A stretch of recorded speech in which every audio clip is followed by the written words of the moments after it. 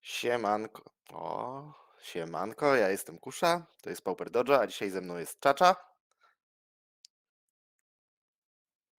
Cześć, Czacza. cześć. Ja tutaj wpatrywałem się, czy stream dobrze działa i wszystko działa jak najlepiej. Witam Was wszystkich w Pauper Dojo tak samo. I dzisiaj porozmawiamy sobie o tym, co się zadziało przez ostatnie 2 tygodnie, bowiem mieliśmy ostatnio dwa bardzo duże turnieje, ostatnie dwa duże turnieje w tym roku kalendarzowym, czyli Paupergedon Rzym oraz Mistrzostwa Polski Paupera paprykarzowe we współpracy z Komonem. Tak, oba miały ze sobą większy turniej i trio podczas weekendu, także Tak, jest dużo do natomiast dzisiaj, omawiania. dzisiaj nie będziemy omawiać trio akurat, będziemy omawiać tylko turnieje singlowe. Porozmawiamy sobie o tym, no jak wygląda aktualnie meta, co overperformowało, co underperformowało i jak bardzo różni się nasza lokalna polska meta od mety włoskiej, czy powiedzmy międzynarodowej. Włoska jest zdecydowanie bardziej zbliżona do tego, co jest na modo. Nasza polska jest zdecydowanie bardziej, jakby to powiedzieć, zindywidualizowana. Polacy preferują swoje pet deki nad raw power levelem, przynajmniej tak jakby wynikało z mety. I co? Bez ogródek lecimy od razu, myślę. Zaczynamy od Paupergedonu. No i mamy meta share z pierwszego i drugiego dnia. Na pierwszym miejscu Grixis Affinity, na drugim Kuldota Burn, na trzecim Jund Glee, na czwartym Grul Rampa, na piątym Rakdos Madness. Nie ma Walls Combo. No, nie dziwię się.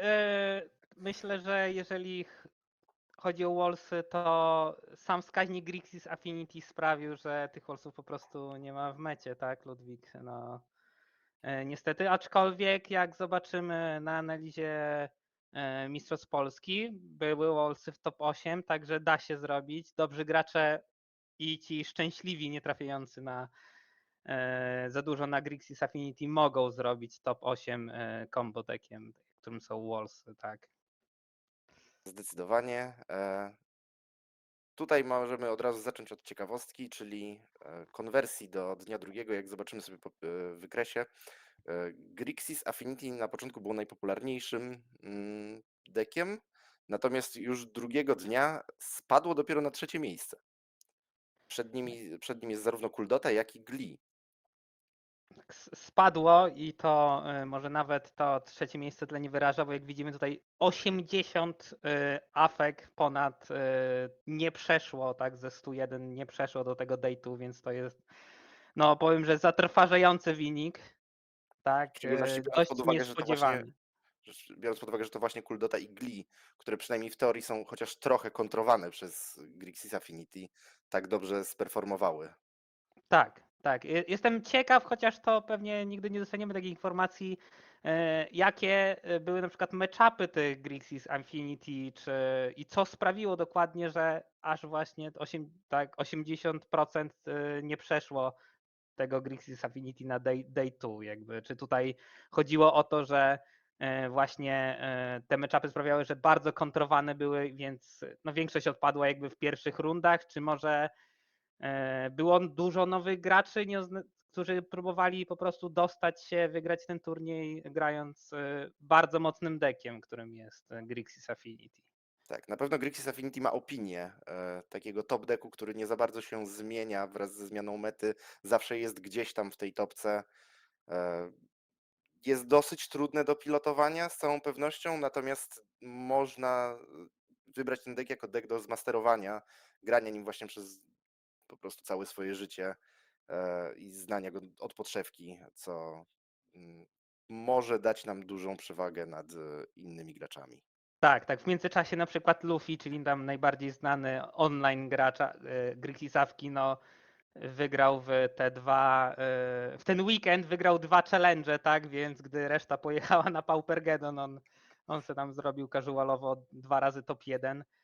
No Ludwik tutaj pisze, że był jeden white winiarz, co trafił na 5 afek, tak, ale no jeżeli trafiali właśnie na white wini, co nie jest za najlepszym matchupem, no to się nie dziwię, że tylko tyle przeszło, tak, ale Tak, przechodząc już do takich bardziej raw cyferkowych statystyk, możemy zobaczyć, że meta share affinity pierwszego dnia to było 15%, zaś drugiego dnia spadło do 13%.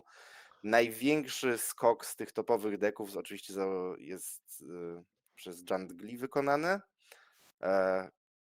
Jundgli, deck, który pojawił się pół roku temu wraz z wyjściem MH3 i Brute Scale'a, overperformuje cały czas przez ostatnie pół roku. No i pojawiły się głosy, czy w takim razie nie należałoby zbanować czegoś z tego deku. Pojawiły się takie głosy. Osobiście nie uważam, żeby było nic na razie nie uważam, żeby było coś do bana w Pauperze. Według mnie trochę meta się jeszcze nie przyzwyczaiła, że jest combo deck, który jest dobry i wygrywa i cały czas ma za mało remowalu w sobie, tak? To nie jest combo na flashu, jak to można porównywać do Splinter Twina byłego w Modernie, tak? Tylko to jest po prostu, musi wszystko na sorcery zagrać, tak? Kreaturę, mieć enchantment, tak? I coś by to obronić, więc takie jest moje zdanie. Ja aktualnie tak ostatnio grałem Affinity i no z tym Jund Blizzardem, mając odpowiednio dużo remowalu, no da się spokojnie wygrać, tak, Zazwyczaj więc te jakby listy Jundgli grają po kilka sztuk duresów i tam jest safekeeping, żeby właśnie uchronić się przed tymi removalami, wobec czego potrzeba często więcej niż jednej sztuki na ręce, żeby móc zagrozić w ogóle, żeby zapobiec temu kombu. Więc pytanie po prostu jest, czy kombo nie jest może troszeczkę zbyt konsystentne, w tym sensie, że jego obrona nie jest wcale aż tak trudna. Te wszystkie spele, które służą właśnie do jego obrony, kosztują tylko 1 mana. Sam deck bardzo łatwo się rampi, czy to przy pomocy Cleansing Wildfire, czy to przy pomocy Deadly Dispute'ów, które generują treżery. Być może nie samo Gli, ale może coś z Gli warto by było w takim razie zbanować. no pierwszym głosem jak coś z Gli to właśnie jest ten Chryzalis, który no nie oszukujmy się jest bardzo mocną kartą, którą tak w cudzysłowie można nazywać tak 4-5 za 2 many, do tego jeszcze z Reachem i do tego jeszcze potem rośnie. Ale no ja dalej uważam, że no to dla mnie jakby ginie taki chryzalisk, nieważne jak byłby dobry, jest to trochę vanilla creature od removala, ale istnieją też takie głosy przez to, że ten chryzalis zaczyna grać dosłownie wszędzie. Możemy zobaczyć na online, że jest wsadzany do każdego archetypu i jakoś się w nim sprawdza, ale a ty Kryzalis, co, który Kusza, sądzisz? dodatkowo ma jeszcze, przypomnę, Devoida, przez co o, unika Blue Elemental Blasta i Hydroblasta, co, co niestety w naszym formacie jest Właśnie. niebagatelne.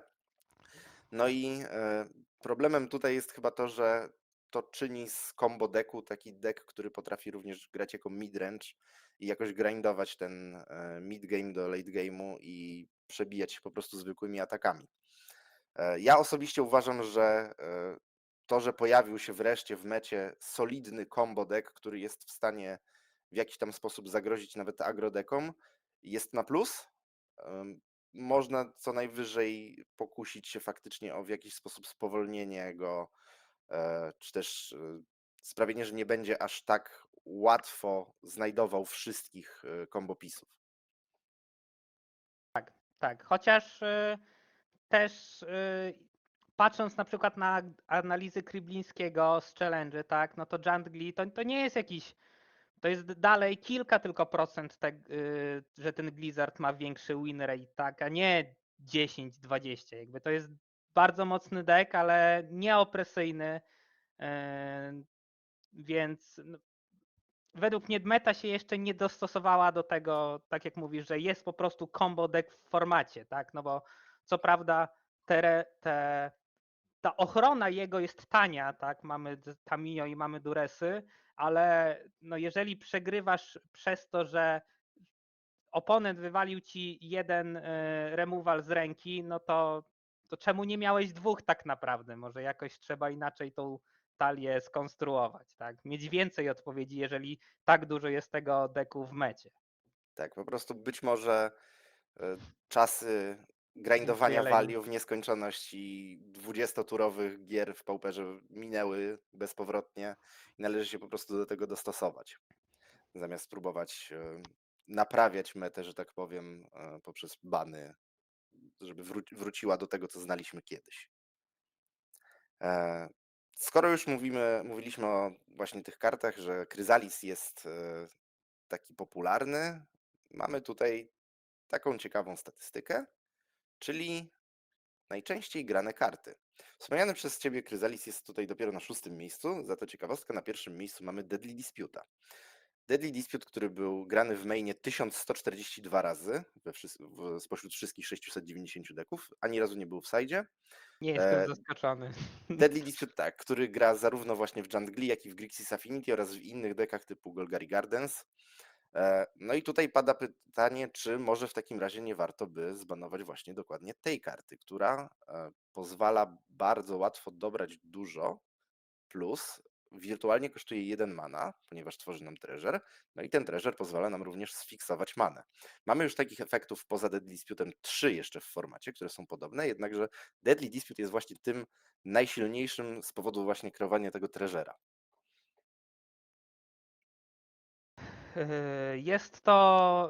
Jest to call, żeby zbanować tą kartę, tak, no tak naprawdę główną też tego zaletą, że nie tylko zaletą tej karty nie tylko dobiera, ale także fiksuje. Ja osobiście jestem zdania, że z racji tego, że jest wiele takich efektów deadly disputujących, to powinno się zbanować już szybciej Ichora, który bardzo usprawnia te wszystkie efekty, tak? Jakby, no nie oszukujmy się, deadly dispute w Landa, czy w coś, co po zginięciu nie dobiera karty, nie jest tak potężne, jak no właśnie jak Deadly Dispute inaczej. Deadly Dispute w Ichora jest dużo bardziej potężniejszy niż Dispute w Landa. Tak, mamy tutaj wtedy no dosłownie draw 4 kart, tak? Za wirtualnie 3 mana z fixingiem. Tak, dokładnie tak. Ikor I do Wellspring, o tego na którym wspomniałeś, instancie, tak. Często też ten Ichor przecież sprawia, że też Awka jest w stanie po prostu zagrywać sam draw. To jest też artefakt na stole, więc można to liczyć jako jakiś, no dla Affinity to jest land, tak, ale no ale no nie oszukujmy się, no Dispute nawet bez Ichora jest mocną kartą. e, tak, być może jest to odpowiedź. Treasurem za 1 many można nawet Ikor liczyć. Draw Wellspring 2 za 1. na 3. miejscu tutaj, jeżeli chodzi o szerem w mecie, w 259 dekach, łącznie w 917 sztukach, więc też zdecydowanie bardzo popularna karta, która w odróżnieniu od Deadly Disputa powiększa nam ten affinity count do Myren Forcera, chociażby jeżeli chodzi o samo affinity.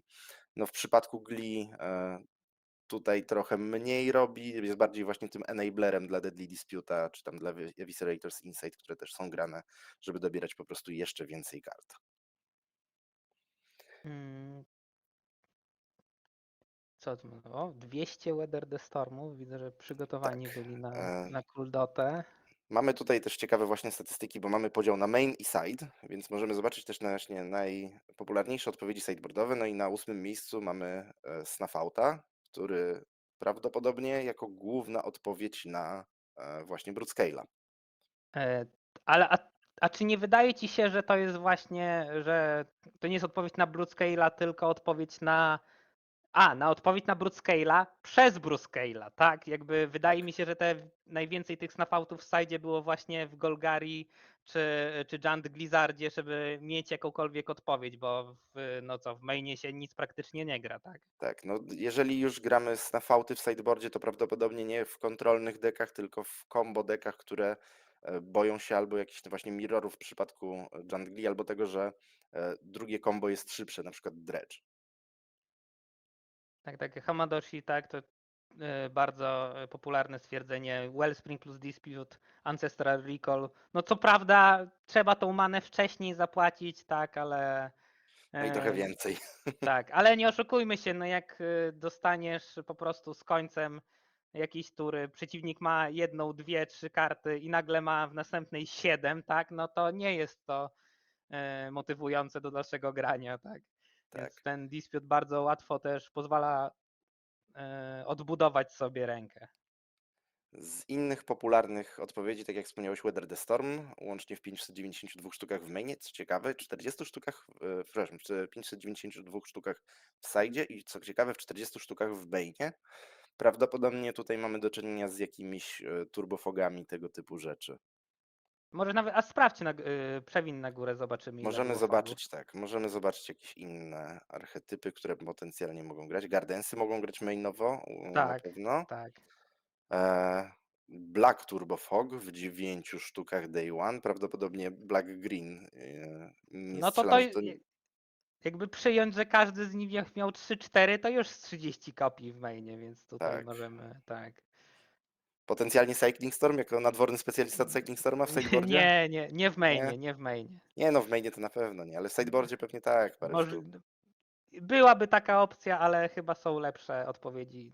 Ta dodatkowa zielona jednak może dużo bardziej utrudnić zagranie tego Weather the Storma. Tak.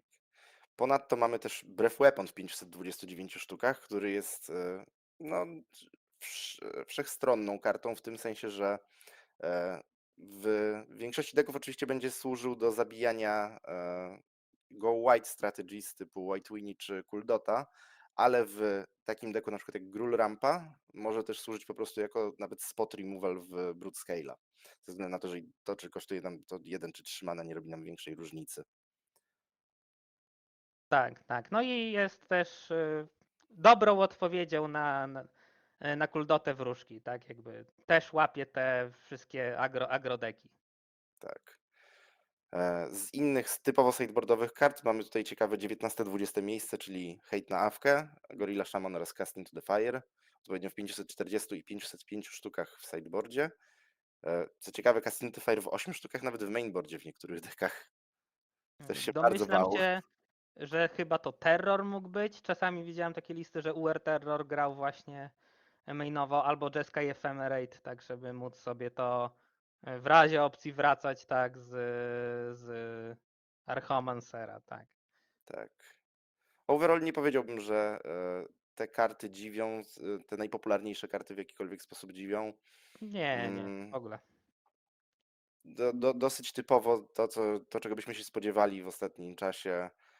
No, dominują karty po prostu z Glee i z Affinity, jeżeli chodzi o mainboard i karty hejtujące Glee i Affinity w sideboardzie. Dwa najpopularniejsze deki po prostu. Tak. Z ciekawych rzeczy, z jeszcze samych deków, już niekoniecznie decklist, ale z samych deków, Gardensy na 7. miejscu w popularności, aż 28 deków. Gardensy, które trochę ostatnio wyparowały, potem wróciły w wersji jandowej. Niestety tutaj nie mamy rozgraniczenia, czy to są jandowe, czy Golgari wersje. Podejrzewam, że obie po prostu zostały wzięte razem z bardzo dobrym in-rate'em 35,7%, czyli wyżej niż Jandgli. Dużo więcej Gardensów weszło do dnia drugiego niż w przypadku Grixis Affinity czy Kuldoty. Tak, tak, jakby Gardensy wręcz wydają się takim naturalnym dekiem, żeby właśnie kontrować te wszystkie midrange czy komba, posiadając dużą ilość właśnie taniego remowalu, tak, czy to darmowy snuff out, czy o Boże, ten za jeden, co za minus swampów daje, tak. Jednocześnie właśnie posiadając teraz też bardzo dobre kryty, którym jest Kryzalisk Inicjatywa, żeby móc dość szybko wygrywać, I więc łatwo go można zesplaszować Deadly Dispute'em. tak, dokładnie tak. Jakby to nic nie kosztuje tak naprawdę ten deck, który już grał tak naprawdę trollami po cyklowaniu się swampów, no to teraz dokładamy jeden czy tam dwa landy z czerwonym, tak, które są też swampem i możemy po prostu w razie czego tego Kryzalisa z landów też zagrać, tak. No i właśnie tak, Deadly Dispute. Zdecydowanie. Z bardziej negatywnych niespodzianek, chociaż może nie dla wszystkich niespodzianek, White Winnie i Dimir Terror z bardzo niskim in-rate'em. Co do White Winnie nie jestem jakoś bardzo mocno zdziwiony, natomiast Dimir Terror, że aż tak nisko, podczas gdy Mono Blue Terror ma całkiem solidny ten in-rate na poziomie 20%, no to jest trochę zaskoczenie. E, Wydaje mi się, że czasy Dimir Terrora, znaczy czasy, no ciężko powiedzieć. On na takie combo deki co prawda ma więcej odpowiedzi jak jakiś darmowy snuff out, ale no musisz mieć ten zatapowany land, czyli nie dość, że w szybkiej mecie musisz mieć właśnie ten land, to jeszcze żeby coś robić musisz się najpierw zmilować, tak, to już zabiera parę tur i może po prostu przez to te deki nie mogły wyrobić z prędkością, tak, jakby, a dodatkowo też tak naprawdę ten snuff out często nie załatwia sprawy, bo większość tych, nawet Giant Blizzard, czy nawet Golgali Grizzardy, jestem ciekaw, czy to było rozróżnienie, że Giant to jest ten z Wildfire'em, a Golgari to jest ten bez, bo często też same Golgari grają tylko ten Cóż, czerwony po te kryzalisy, tak? Więc mogę to też powiedzieć, jest. że jeżeli nie było weryfikacji ręcznej, a prawdopodobnie przy 690 dekach nie było, to archetyp jest wybierany według tego, co gracz zgłosił. Bowiem do Pauper Godonu zgłasza się listę przez internet i wybiera się po prostu archetyp, więc prawdopodobnie są to archetypy takie, jak wybrali gracze tych deków. Tutaj Hamadoshi pisze, że Gardensy rozumie, że nie grają inicjatyw. No, nie widziałem wersję, tak, nie muszą, bo no, Chryzalisy robią dobrą robotę, tak, ale no, dalej myślę, że dużo graczy bierze to jako kartę do wsadzenia do Gardensów, chociaż e, ostatnio nie sprawdzałem. W odróżnieniu właśnie od Dimir Terrora mamy tego Mono Blue Terrora, który ma ten całkiem solidny in-rate, 20%, nieco ponad. Mm, Bardziej tempo niż kiedyś. Delvery teraz więcej, plus, plus dodatkowo i terrory, i serpenty, więc teraz łącznie grają już 12 kreatur zamiast 8. Jak jeszcze przed MH3 często było grane. Zdecydowanie lepsze tempo na pewno od Dimir Terrora. Być może to jest właśnie ten klucz do tego sukcesu. Tempo, łatwość też myślę, że w Mana Base, tak, i szybszych odpowiedzi. No właśnie, no ten taplat dużo zabiera, no bo co, taki monobull terror może trzymać właśnie te wszystkie kontry za jeden, które po prostu jakoś pozwolą mu przetrwać te pierwsze tury, czy skontrować, tak. Z czego jeżeli chcesz jakoś zagrać tego Gurmaga, to musisz wyjść z tego Taplanda, bo Swampem chyba żaden terror nie gra, tak, jako tako sam. Co najwyżej jedną sztuką, jeżeli w ogóle, ale Ale nie są nie. za bardzo potrzebne. Bardziej chodzi o samo to, żeby posiadać typ swamp, niż konkretnie swampa odtapowanego po prostu w stole. Bardziej ten snuff out tutaj ma znaczenie, a potem od czasu do czasu coś tam czarnego się dorzuci. Z innych deków w top 5 z dość niskim winrate'em mamy Rakdos Madness. Na 5. miejscu wśród popularności 14,6% inrate. Nie zaskakuje mnie to, szczerze mówiąc. Pomimo tego, że w teorii miałby dobry matchup na Glee, ze względu na to, że ma dużo po prostu removalu, to jednak w odróżnieniu od Kuldoty jest po prostu wolny, bardzo wolny. Potwierdzam. No jakby na ten moment chcesz być dużo szybszy w mecie niż dobierać te karty, którym się to Madness szczyci, tak? No bo po prostu zabija tutaj value bardziej niż samą szybkością, więc też mnie ten wynik jakby w ogóle nie dziwi. No, nie, czasy minęły po prostu do tych wolnych grindy gierek, trzeba trochę się bardziej wyspecjalizować i iść po prostu no, albo Tak, szybko, albo tak. mocno kontrolująco. Mamy też Gruul Monsters, czy też Gruul Ramp. Deck, który jest dosyć prosty w obsłudze. Prezentowałem go ze 3 miesiące temu tutaj w Dojo. Natomiast bardzo skuteczny, jeżeli chodzi właśnie o te wszystkie midrange'owe strategie, takie jak na przykład Grixis Affinity, po prostu nasze kreatury są większe. Jednakże tylko i 16,9% in rate'u. Podejrzewam, że to może być kwestia Glee, które jest matchupem bardzo trudnym, żeby nie powiedzieć, że praktycznie niemożliwym. W ostatnim czasie Gruul przeszedł trochę zmian. Mamy teraz dwie wersje bardzo popularne. Jedna wersja ma praktycznie dedykowaną połowę sideboardu na matchup z Glee. W tym ma iguany, które strzelają za jeden, jak kreatura wchodzi, jeżeli dobrze pamiętam, w stół. E, Wchodzi albo Te schodzi, nie pamiętam. 3-1, tak? Te z, Tak, tak, tak, zatrzymana. tak, Dwie tak, black, jedną czerwoną. tak. No i gra Seal of Fire, które ma tę przewagę nad Breath Weaponem, że możemy je zagrać przed Duresem i po prostu sobie siedzi w stole i czeka na okazję, żeby zabić Broodscale'a. Chociaż często nie jest wystarczające te 2 damage, no bo Jeżeli Glee ma dostatecznie dużo many, oczywiście może zaadaptować w odpowiedzi i te, niestety znowu to samo. Powtórka z rozgrywki.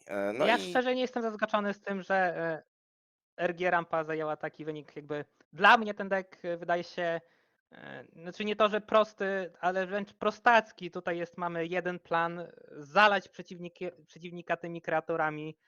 Plus jak na przykład Sodek to w ostatnim odcinku GMP, tak Gra Magic Podcast powiedział, że no, ten deck ma jednak z 20 parę ponad instancji many, więc jeśli to nie landy, to są też enchantmenty, które dają manę, więc no, czasami możesz się po prostu zaciąć na tej manie i nic nie robić. Wiadomo, super rozdania w stylu Kryzalis drugiej są super mocne i jak idzie, to idzie, ale no, No tak, to jest wiadomo na co się gra ten deck. Ten deck ma tylko jeden gameplay, tak? pierwsze 3 tury, wstawiamy Altizaura i próbujemy się nim przebić do końca. No niestety top decki w tym Tak, tutaj dokładnie. potrafią być świetne, jak Altizaur w Boarding Party w Avenging Huntera i potrafią być tragiczne i możemy przez 3 tury top deckować Forest, Wildgrowth, Utopia Sprawl. Dokładnie, więc jakby to, że taki dość prosty deck, no mocny jest, tak, ale dość prosty deck dostał się tylko w 7%, tak. Czy co, jedna szósta się go dostała, to mnie nie dziwi, tak. Tak. Mamy do tego jeszcze Kuldotę z dość dobrym inrate'em 23%. Myślę, że tutaj nic A i nikogo jeszcze nie tylko dziwi. właśnie widzę, że tutaj Boundary jest blurred. Tak, E, Tomek. Dał, że tak, Krak Szaman plus toksyna, tak, jest to też, jak jeszcze rozmawialiśmy o tych banach, też dużo osób chciałoby zbanować tego Krak Szamana. Jestem bardzo temu przeciwny, to jest jedyne, co utrzymuje dużo właśnie takich deków w ryzach, co mi Tak. się bardzo podoba, ale Kuldotę, elfy, czy moje stwierdzenie jest poprawne, to ściany. nie wiem, ale tak. Nie ma takiego Najlepszy kręcenia mass się, removal w wystawiania. Pauperze. Tak. Lepiej się nie O, da. Ludwik jest za, żeby nie banować Kraka Szamana. Cieszy mnie, że to w końcu zrozumiał, tak. Tak, i mamy jeszcze Kuldotę, te 23% inrate'u. Myślę, że tu nie ma nic zaskakującego i nie za bardzo jest dużo do mówienia. Kuldota z nami jest od długiego czasu i pewnie pozostanie. Jest the aggro deck tego formatu. Przekręca szybko rzeczy w prawo i potrafi z bardzo dobrymi drawami zabijać nawet w trzeciej, czwartej turze bez większego problemu. Tak, ale też nie oszukujmy się, no z racji tego, że to jest jak to powiedziałeś, Diagro deck tego formatu, to myślę, że każdy deck jest na tą Kuldotę przygotowany jakoś, jakby, Co jak widzieliśmy po widzieliśmy. sideboardzie w Weather the Tak, Storm czy Breath Weapon. tak, tak. Dobra. To co, przejdziemy może w takim razie do top 8 decklist i na pierwszy ogień mamy Golgari Glee z 8 miejsca autorstwa Lorenza Aldeguerriego. Wersja z Shambling Gastami, czyli ta taka bardziej arystokratyczna, można trochę powiedzieć, wersja. Bez kryzalisów. Za Ale to bardzo nie gra tymi poświęceniami za jeden. nie gra Więc Village Rights, tak, nie gra tak. Village Rights, za to mamy 4 Eviscerators Insight i 4 Deadly Dispute. Do tego mamy 2 sztuki mainowo Mesmeric Finda, do 4 Duresów, czyli mamy full package, 4 Duresy, 4 Tamio i 2 Mesmeric Findy, łącznie 10 sztuk, tylko i wyłącznie po to, żeby chronić combo. Tak, full combo wersja, tak. Tak, wersja push pedal to the metal, Jak widać działa, tak? W jakiś tak. sposób, no. Z 3 8 miejsce. Nightblade'ami w mainie na pewno dużo łatwiej się jest dokopać i szybko po prostu to combo odpalić. No, Z zatapowanych bardzo landów opresyjna. widzimy tylko 4 krarki, więc to też jakby. Te 4 No, kalni, mamy 4 kalni, twisted, kalni, 4 przepraszam. twisted landscape, które wchodzą odtapowane, ale żeby dać kolorową manę, no to muszą już być zatapowane. Natomiast bez problemu można sobie poradzić, mając jeszcze 8 słupów i 3 foresty. Tak. I E, jak pisze tutaj, że Shambling Guns też chroni combo przed krarkiem. No tak, tak, jakby ta opcja, że możesz poświęcić i dać minus jeden kratu, że no nie tylko krarka, ale też dużo innych deków jakby skutecznie opóźnia, tak, wróżki czy familiar z Affinity, tak, też jakby ginął od tego, więc bardzo tak versatile jest. karta. W sideboardzie mamy oczywiście Drowning Sorrow jako hejt na agrodeki, w szczególności Kuldotę, która po prostu może być za szybka dla tego deku. myślę, że nic nie jest to jakoś bardzo zaskakujące. Kuldota może nie jest pogromcą Gli, ale na pewno w związku z tym, że jej palenie może iść zarówno w twarz, jak i w kreatury, e, ma dosyć korzystny matchup na Gli. Pozdrawiamy skórę, tak. Tak. No i 4 Weather Stormy jeszcze do tego. Jeszcze do tego są na Kuldotę 2 Sandstormy. Właśnie po tych 2 Sandstormach wydaje mi się, że znaczy mogę nie mieć Sandstormy, racji, które ale również wydaje są mi się, bardzo że przydatne znam na tego wróżki. gracza. To jest chyba gracz Season of the Mist na Modo. Tam z parę miesięcy temu zrobił z 30 parę pucharków Gli, więc jakby no wie jak się gra. Jeżeli to nie jest on, no to trudno, tak, ale Ale nawet samym tym, że doszedł do top 8, można stwierdzić, że wie co robi. tak, tak. Do tego mamy 4 snafauty, czyli hejt na Mirror. Jak już mówiliśmy, jedna z najpopularniejszych kart w sideboardzie ostatnio. E, No, nie da się za bardzo nic z tym zrobić. Można być wytapowanym i za niską cenę 4 życia po prostu zdinajować oponentowi całe combo. Tak, tak, nie trzeba many, tak jakby, no praktycznie najlepszy removal w Pauperze. No 4 życia boli, nie powiem, trzeba mieć Swampa i 4 życia boli, ale no karty za darmo W tych matchupach bym robią powiedział, robotę. których się tu wsajdowuje, to te 4 życia zazwyczaj nie boli. Tak, tak. Do tego jeszcze mamy pojedynczego Mesmeric Finda jako dopełnienie, żeby mieć już No tak. 3. No, jeszcze więcej ochrony po prostu przed wrogimi removalami w nasze combo. I mamy 7 miejsce. Mono Blue Terror. 16 islandów. Ostatnio się chyba. Wersja z 4 Lorienami. Ok, 16 islandów, 4 Lorieny, czyli dosyć standardowo. Mamy 4 Delvery, tak jak wspominaliśmy, 4 Terrory, 4 Serpenty i do tego jeden Murmuring Mystic, czasami przydatny w bardziej grindy matchupach, z całą pewnością. E, myślę, że ostatnie pół roku, bardzo dużo decklist gra dosyć dziwnymi one-offami. I tymi dziwnymi one-offami w tym Mono Blue Terrorze będą pojedynczy Boomerang, pojedyncze Echoing Truth, pojedynczy Artful Dodge i pojedynczy Sleep of the Dead. Możemy to tak, znaczy to są one-offy, ale ich zadanie jakoś jest wspólne, tak? To jest AK, pseudo-removal w kreaturę, tak? Czy tu też jaka taka Ponza, tak? Boomerang może też wrócić. Landa, tak? Tutaj mnie bardziej dziwi, bo ta wersja ma w ogóle 4 Frantic Inventory. Widziałem takie wersje, ale myślałem, że one są w niszy. Na przykład na Modo częściej dużo się spotykałem, gdzie właśnie grają 4 boomerangi, żeby jakoś no jest dobre na dużo deków, które zaczynają od Taplanda jak Affinity czy Jant Glee, tak, ale tutaj widzimy, że jednak Giacomo się skupił na tym, że chce więcej dobierać, co jest chyba jest w jakiś sposób prawidłowe, doszedł do tego top 8. No i przez to jak deck działa, sam się mieli wskazuje, że no, ta karta ma sens, żeby ją grać. Więc Na pewno w bardziej grindy matchupach przydatne niż w tych szybszych. Być może po prostu był bardzo pewny siebie na te szybkie matchupy, albo nie spodziewał się zbyt dużo.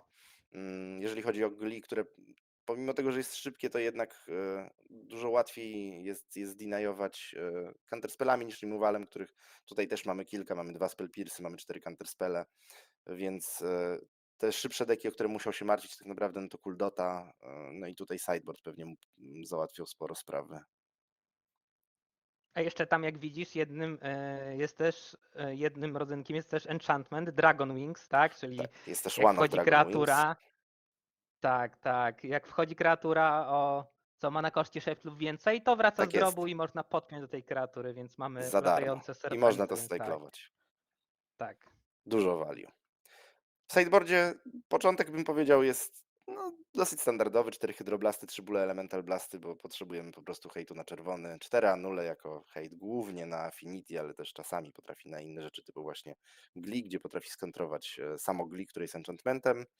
2 dispele do counterspell warów najczęściej, a potrafi też skontrować jakiegoś bolta czy snafauta Czy właśnie. Deadly Dispute? Tak, czy Deadly Disputa. Za to mamy Spice i mamy Nullify w 2 sztukach, czyli Counter Target Creature or Aura Spell za 2 mana. Mm. Karta jest na pewno grywalna. Nie grałem za dużo Mono Blue Terrorem. Jest to kolejna kontra za 2. Bardzo nastawiona na Lizarda, tak? Bo może skontrować tą też aurę, jeżeli ten Lizard po prostu już wcześniej wstał w stół. No i dodatkowo pewnie na inne kreatury też bardzo dobrze kontruje. Wydaje mi się rozsądna, ale czy się sprawdzała dla oponenta? Myślę, że no i można potraktować ją na te wszystkie glee matchupy jako po prostu piąty, szósty counter spell i tak należy to traktować. Tak, myślę, że to bardzo ciekawy tech. No, biorąc pod uwagę wynik, pewnie skorzystał Giacomo z tego kilka razy. 13 rund w przeciągu 2 dni. No to nie wierzę, że nie trafił na ani jedno gli, więc no, pewnie mu się to przydało. Na 6. miejscu mamy Jund Wildfire. E, Lista Mateo. powstała stosunkowo niedawno jako takie trochę połączenie awki z Ongiś Mardu Syntem, ale ma też coś w sobie trochę z Gardensów. E, Decklista po prostu weźmy najlepsze rzeczy, które mamy w Pauperze, zlepmy je wszystko w jedno i zobaczmy, jak to będzie działać. Mamy 3 Clan Szamany jako mass removal, najlepszy mass removal w Pauperze. Mamy Refurbished Familiara, 2-1 za 1 mana, który discarduje oponentowi kartę, prawdopodobnie najlepszy latak w Pauperze. Mamy Kryzalisa, najwydajniejsze ciało, jakie się da, przynajmniej na razie w Pauperze. Thorn of the Plus Black ramp. Rose, tak, plus rampa. Mamy Monarchę, jedynego sensownego tak naprawdę można powiedzieć w Monarchę w Pauperze. Mamy Avenging Nie Huntera, zgodzę się. 5-2 z tramplem też jest sensowny, bardzo dobrze atakuje, jeżeli chodzi o czerwone kolory, tak, ale no bardzo ten dobrze jest na atakuje, ale pewno ginie od Breath Weapona. ginie, ale to zależy co chcesz robić. No tutaj nie ginie od Breath Weapona, jeszcze blokuje duże typy, więc na pewno najlepszy w Pauperze. Tak jest. Mamy Avenging Huntera, czyli prawdopodobnie najlepszą inicjatywę w Pauperze. Mamy Nyxborn Hydrek, A czyli wręcz praktycznie jedyną. w jakim sensie jedyną. Nie, no się śmieję, że te najlepsze, czyli czarne i niebieska zostały No zbanowane. ale Jeszcze mamy jeszcze czerwona Goliath została, bo Paladina, była tak? za 4 many, także zostały chyba 2 plus jeszcze ten torch, tak? Więc Tak, śmieję się tylko, że no, to nam zostało i jest najlepsze, tak? tak jest. No i mamy Hydrę, czyli najlepszą skalowalną kartę w Pauperze, która daje potrafi dać Richa, Trampla, być enchantmentem albo po prostu wyjść jako kreatura. Mamy Tak. Deadly Dispute, o których Fireball na krycie też. wspominaliśmy. Tak jest, Fireball na kricie. Deadly Dispute, czyli najpopularniejsza karta używana w trakcie Gedonu. 5. Deadly Dispute jako Eviscerator's Insight. Snuff czyli najwydajniejszy removal. Cast Down. No, można powiedzieć, Uniwersalne. tak, jeden z najbardziej uniwersalnych. Nie ma za bardzo kreatur, których tym nie da się zdjąć, a te, których nie da się zdjąć, nie grają w Pauperze po prostu, nawet jeżeli są legalne. Toxin Analysis jako combo z Clan Shamanem, Cleansing Wildfire jako rampa plus Red Rose, całe 2 mana. No i do tego Blood Fontanna, rekursja, Nihil Spellbomb, pozbywanie się grobu przeciwnika, Ikor do Deadly Disputa i dopełnione to wszystko lembasami. Decklista mocno midrange'owa. Mówiliśmy na początku, że być może Pauper trochę przyspieszył, już nie będzie taki sam jak kiedyś. No to jest przykład na to, że jeszcze jednak przynajmniej ostatkiem sił próbuje być taki jak kiedyś. To jest ten deck, który.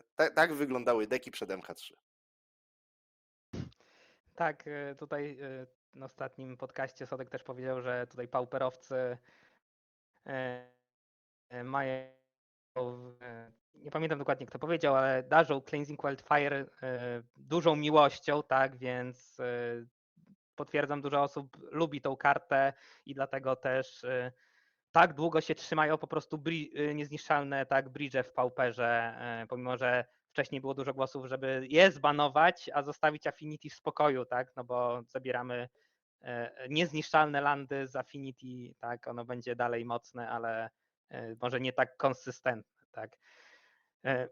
Też uważam, że pewnie jakby Chrysalis wyszedł trochę wcześniej, ten Giant Whitefire byłby popularniejszy niż Golgari, niż Gardensy, tak, niż Golgari Gardens, czy teraz Jund Gardens, z racji tego uwielbienia do Wildfire'a, który jest po prostu dobrą kartą, no. Darmowa rampa z drawem, tak, znaczy Tak. darmowa. Rampa z drawem bardzo, to jest jeden z niewielu efektów, które można dostać za 2 many, tak. Explore robi coś z tego, ale w Explorze nie musimy mieć karty, przy Wildfire'ze nie musimy mieć karty na ręki, więc wydaje się potężny deck i przygotowany na metę. Removale, mass removale, dobre typy robiące w większości 2 za 1, tak. Jest wszystko.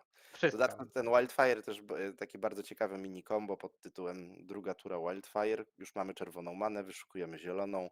Trzecia tura możemy zagrać Chrysalisa. Tak. Dokładnie.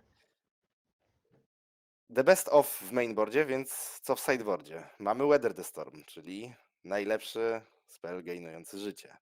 Mamy Breath Weapon, najlepszy mass removal na instant speedzie, można powiedzieć. Tak, Krark Shaman da się aktywować na instant speedzie, ale nie da się go zagrać na instant Tak. speedzie. Nie działa na wróżki, Tak, czy inne latacze, tak? dokładnie. Ma też ten jednak mankament, że lataków nie tyka. Mamy Tribal Maker Ufa, który jest wydajnym removalem na artefakty lub też enchantmenty.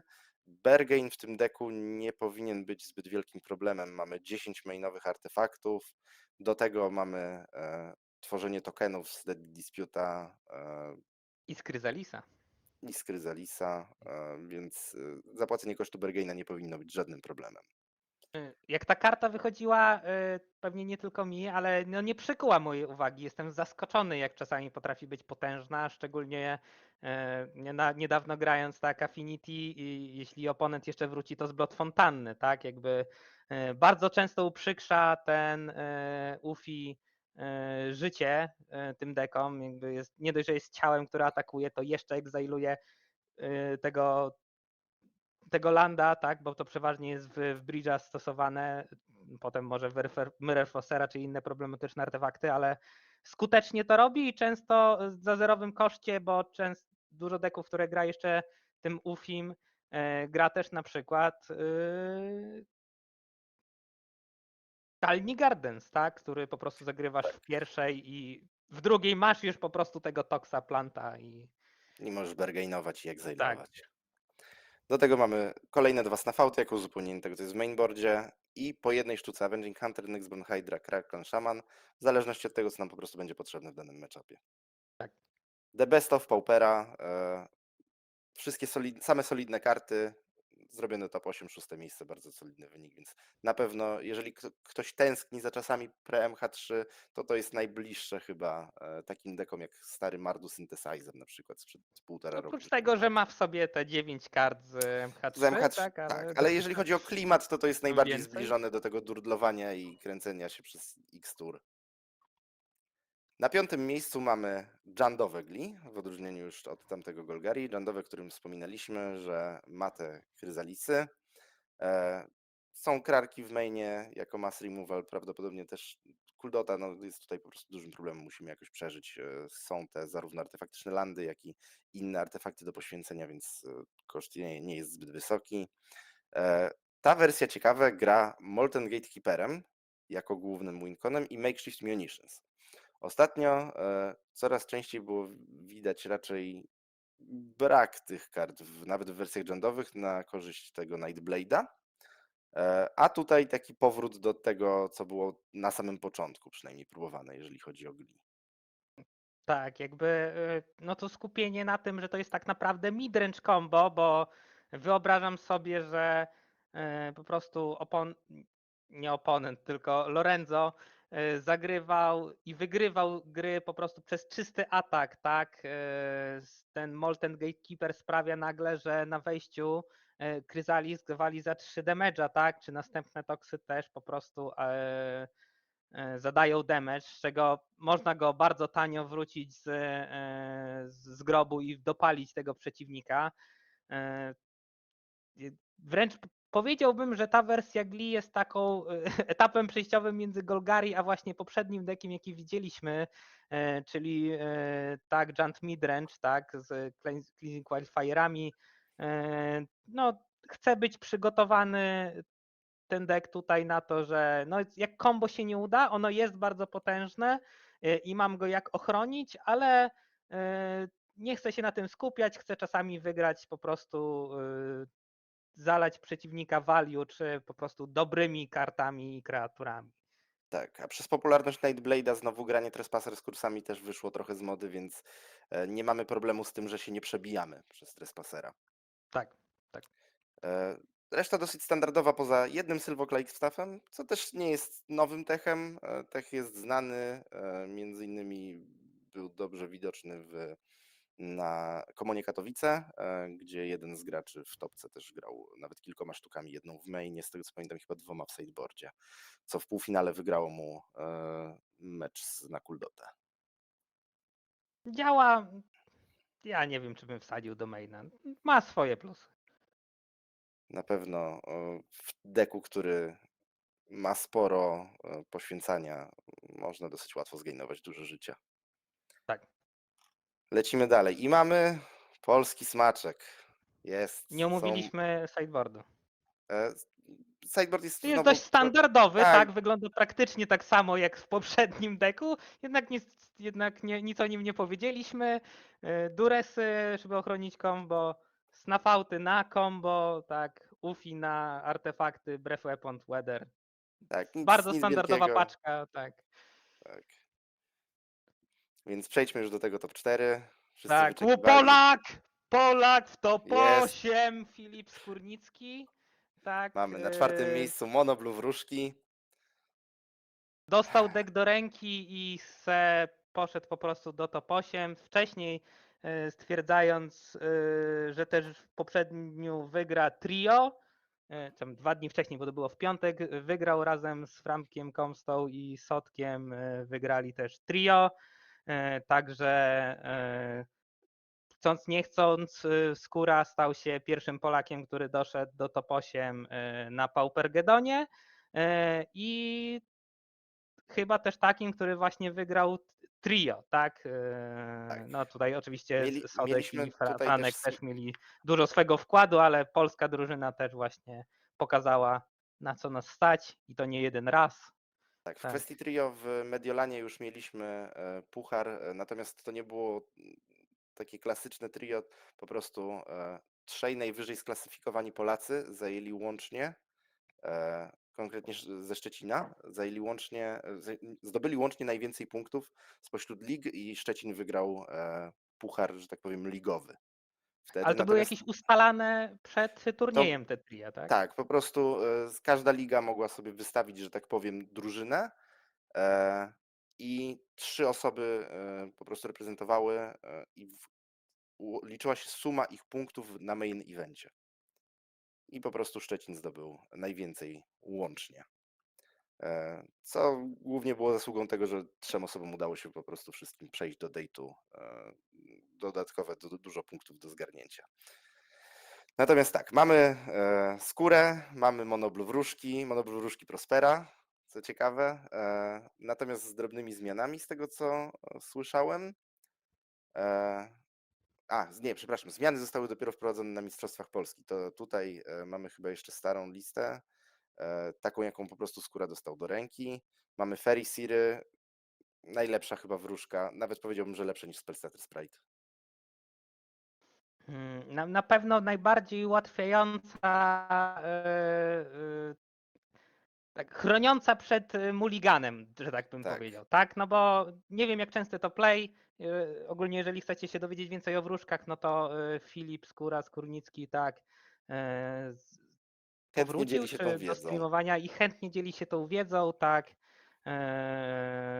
Więc może na ostatnim podcaście też gra Magic Podcast, tak, też dużo mówi o tym deku, więc możecie go posłuchać, 2 godziny o Pauperze. Ale tak, jakby ta wróżka pozwala kipować ręce, które w innych dekach po prostu byłyby bardzo ryzykowne, a tu po prostu z nią i może z jakimś drawem, tak, innym, czy to, którym jest ninja najpewniej, możesz po prostu kipnąć one-landera, czy coś w tym stylu, czy po prostu kopać się do konkretnej karty, tak. Tak, zdecydowanie. Dalej mamy Fairy Miscreant, najczęściej nazywany najsłabszą wróżką z kolei, w deku przynajmniej. No sama z siebie po prostu Ale niewiele dobiera. robi. Jest jeden, ale jeżeli już wejdzie druga, jeżeli uda nam się zbalansować tę drugą, na przykład przy pomocy ninży, ten play pattern często karze i Tak, robi tak. ogromne value. Do tego mamy 4 Snare Master Sprite'y. Na początku wszyscy byli dosyć sceptyczni, przynajmniej co do grania 4 sztukami. Ja pamiętam, jak grałem monowróżkami, to zaczynałem od 2 i w sumie na 2 się skończyło. No problem jest taki, że w early game nie za wiele robi, ale przez ostatni rok dużo się zmieniło. No i mamy nieszczęsne kryzalisy, które no, bardzo utrudniają życie wróżkom. Jest to na pewno odpowiedź, która pozwala zaatakować 2 razy przez kryzalisa. Wydaje się w tej mecie być całkiem spoko. Tak, tak. Myślę, że to, że w 4 sztukach właśnie jest z dużym skierowaniem na, tak jak mówisz, na te chryzalisy. No dodatkowo spełnia tą rolę, którą chcesz robić tym deckiem, czyli zagrać latacza w pierwszej, żeby w drugiej go zninjować, tak? Więc to, że e, ten dodatkowy koszt zatapowana jest dopiero na wejściu sprawia, że no bardzo też, że no nie ma złej tury, w której chciałbyś to zagrać. Jest Jest albo dosyć latacz 1 flexi. na 1, albo też removal z latacza, tak. Karta jest elastyczna. Można ją zagrać po prostu za 1 mana, albo można skorzystać z tej umiejętności, nie ma takiego obowiązku. Dalej mamy Brain Barrow Intruder, dosyć standardowa paczka, bardzo przydatna na agrodeki, ale też czasami w tych bardziej grindy matchupach pozwala zesztuczkować jakoś w kombacie i pozwala przeżyć na przykład atakującemu ninży. Albo na przykład zabić familiara, tak. Bardzo Tak, częsty play po prostu. tak, zrobimy z familiara 0-1 i po Tak. prostu go I zabijamy. tak. A nasza wróżka dalej jest żywa. Dalej mamy 4 Spellstutter Sprite. Nic dziwnego, konkuruje o miejsce najlepszej wróżki z Ferisirem. Umiejętność kontrowania na ETB, ciało z kontrą, zawsze dobre. No, warunek jest dosyć paniszujący w tym sensie, że potrzebujemy jednak utrzymywać te wróżki w stole, żeby móc kontrować droższe spele. Zazwyczaj jednak targetuje tani removal, więc wystarczy nam ona sama często na jakiegoś pojedynczego bolta. E, Możliwość Volta tak naprawdę też dużo speli za 2, tak. No, wróżka w Tak, pierwszej i kontruszka w drugiej. Bardzo też popularny play pattern, tak. skontrowanie awce jakiegoś ikora, żeby nie była w stanie podobierać zbyt dużo w early game'ie. Tak, i że tutaj zaznaczę, że tutaj wezwany do odpowiedzi Skóra przyszedł na czat. Tak, pozdrawiamy. Zawodnik jest omawiany. Zawodnik, który no, wszedł i omówił ten świat pauperowy. Cóż, Pauper Dojo życzy mu więcej sukcesów, ale też my będziemy Tak się jest. starać, żeby ci w tym Będziemy próbowali cię przeszkodzić. Także powstrzymać. tak. No i dalej mamy paczkę Ninja, Moon Circuit Hacker i Ninja of the Deep Hours. No jeden tańszy, drugi trochę droższy, ale z lepszym efektem. Oba retriggerowanie efektów ETB wróżek, no i dobieranie kart. Tutaj naturalni sojusznicy wróżki i ninja. Tak, nie powiedziałbym, że któryś z nich jest lepszy. To, że Moon Circus Hacker jest za 2 many i Ninjutsu za 1 też bardzo dużo robi w tym deku. Discard jest często nieodczuwalny, bo wyrzucasz karty, które ci po prostu nie są potrzebne, więc jakby obaj wydają mi się na takim samym poziomie, tak? Tak. Hacker plus Ferisir to jest najczęściej to, co umożliwia właśnie kipowanie tych one-landerów we wróżkach. E, Instanty, 2 spell piercy, 4 counterspelle, 4 snapy. Dosyć standardowo. Standard, tak. Tak. Spell piercy przydatne w late game'ie, właśnie można je odrzucić z hakera, kiedy już oponent będzie mógł dopłacać bez większego problemu. Snapy jako darmowy semi-removal, no nie mamy w Monoblue takiego prawdziwego removalu. Ale bardzo dobrze się wpisuje, deck pozwala wrócić kreaturę, która nam przeszkadza i mieć manę na kontrę albo Tak, ninja. jest to Także tempo, można sobie wrócić samemu, własnego ninja na przykład, żeby zretriggerować, żeby znowu zagrać po prostu z ninjutsu, zetknąć się i dobrać kartę, zretriggerować znowu wróżkę. Też bardzo versatile karta do tempo deku. tak, tak. I co, off one mind, draw 2 za 1 przeważnie, przynajmniej tak chcemy zrobić, tak, dobieramy, jeżeli, kosztuje 2 mniej, jeżeli posiadamy humana i non-humana, czyli często wróżkę i ninja, tak, i już jest wtedy za 1. Tak, No bez dosyć tego równy też jest podział. dywinacja zawsze spoko, tak. Tak, to jest dosyć równy podział. Mamy 12 humanów w postaci ninjów oraz Brain Barrel Intrudera i 16 wróżek, więc spełnienie tego warunku, żeby mieć humana i non-humana, zazwyczaj nie jest wielkim problemem w tym deku. W sideboardzie mamy Hate na Reda, oczywiście 4 Blue Elemental Blasty, 2 Hydroblasty. Też dosyć standardowa liczba, bym powiedział. No czasami grają 7, czasami 5, jakby Tak. chyba zależy od gracza, no, albo od tego, ile trafił monoredów ostatnio, chyba zależy Tak. ten ilość tych Kto Blue jak Elemental bardzo Blastów, został tak. źle dotknięty przez Monoreda. Tak, dokładnie, dokładnie. Widzę, że tutaj Skóra pokazuje, że nie jest fanem Force Spike'a. Nie jesteśmy fanami Force Spike'a również. Tak, chociaż no fajnie jakby to Mana Type. działało, bo Mana Type to co innego. no Mana Type to co innego. Tylko Tego też się nikt nie szkoda, że nie spodziewa. gra. Mamy 4 Anule. Hejt na zarówno Awkę, jak i Gli. Tak, tak. I Bogle. I Bogle, jeżeli jakieś się znajdą kiedyś. Może. Albo Mm, i nie. Zawsze się ktoś tam zdarzy, kto gra Boglami, tak. Albo jakiś nowy gracz, deck prosty w obsłudze, potrafi też z tyłka zabić. Współczujemy i mamy nadzieję, że się nauczy zagrać czymś lepszym. Tak, tak, tak, dokładnie. 2 Dispele. Counter Spell Wars. Najczęściej, ale też, tak jak wspominałeś, jakiś Deadly Dispute, czy jakiegoś randomowego Bolta. Zawsze zdejmie. Tak, Skóra mówi, że grał na Bogle na mainie, więc jak widzimy gracze się O, zdarzają. czyli się Współczujemy przydało. ci Skóra. Tak, I Boglarzowi też współczujemy. tak. Ale sam to sobie zrobił. Zostaw Bogle, przeproś matkę, jak to mówią, tak. 2 Bind the Tak, Monster. Te, który mi się osobiście bardzo podoba, w szczególności właśnie teraz w tej mecie, czyli zbindowanie Kryzalisa na Amen. Przyjmujemy tego hita za między 2 a 6 obrażeń i nie przejmujemy się tym i atakujemy dalej.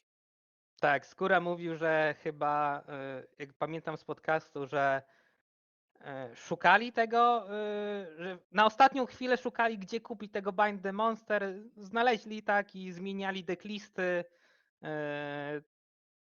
Nie jestem w stanie ocenić wieżę grającym wróżkami, że lepiej jest po prostu dostać w ryj i zatapować kreaturę po prostu na amen, niż zrobić z niego 0-2 typa, który coś tam może poblokować, tak?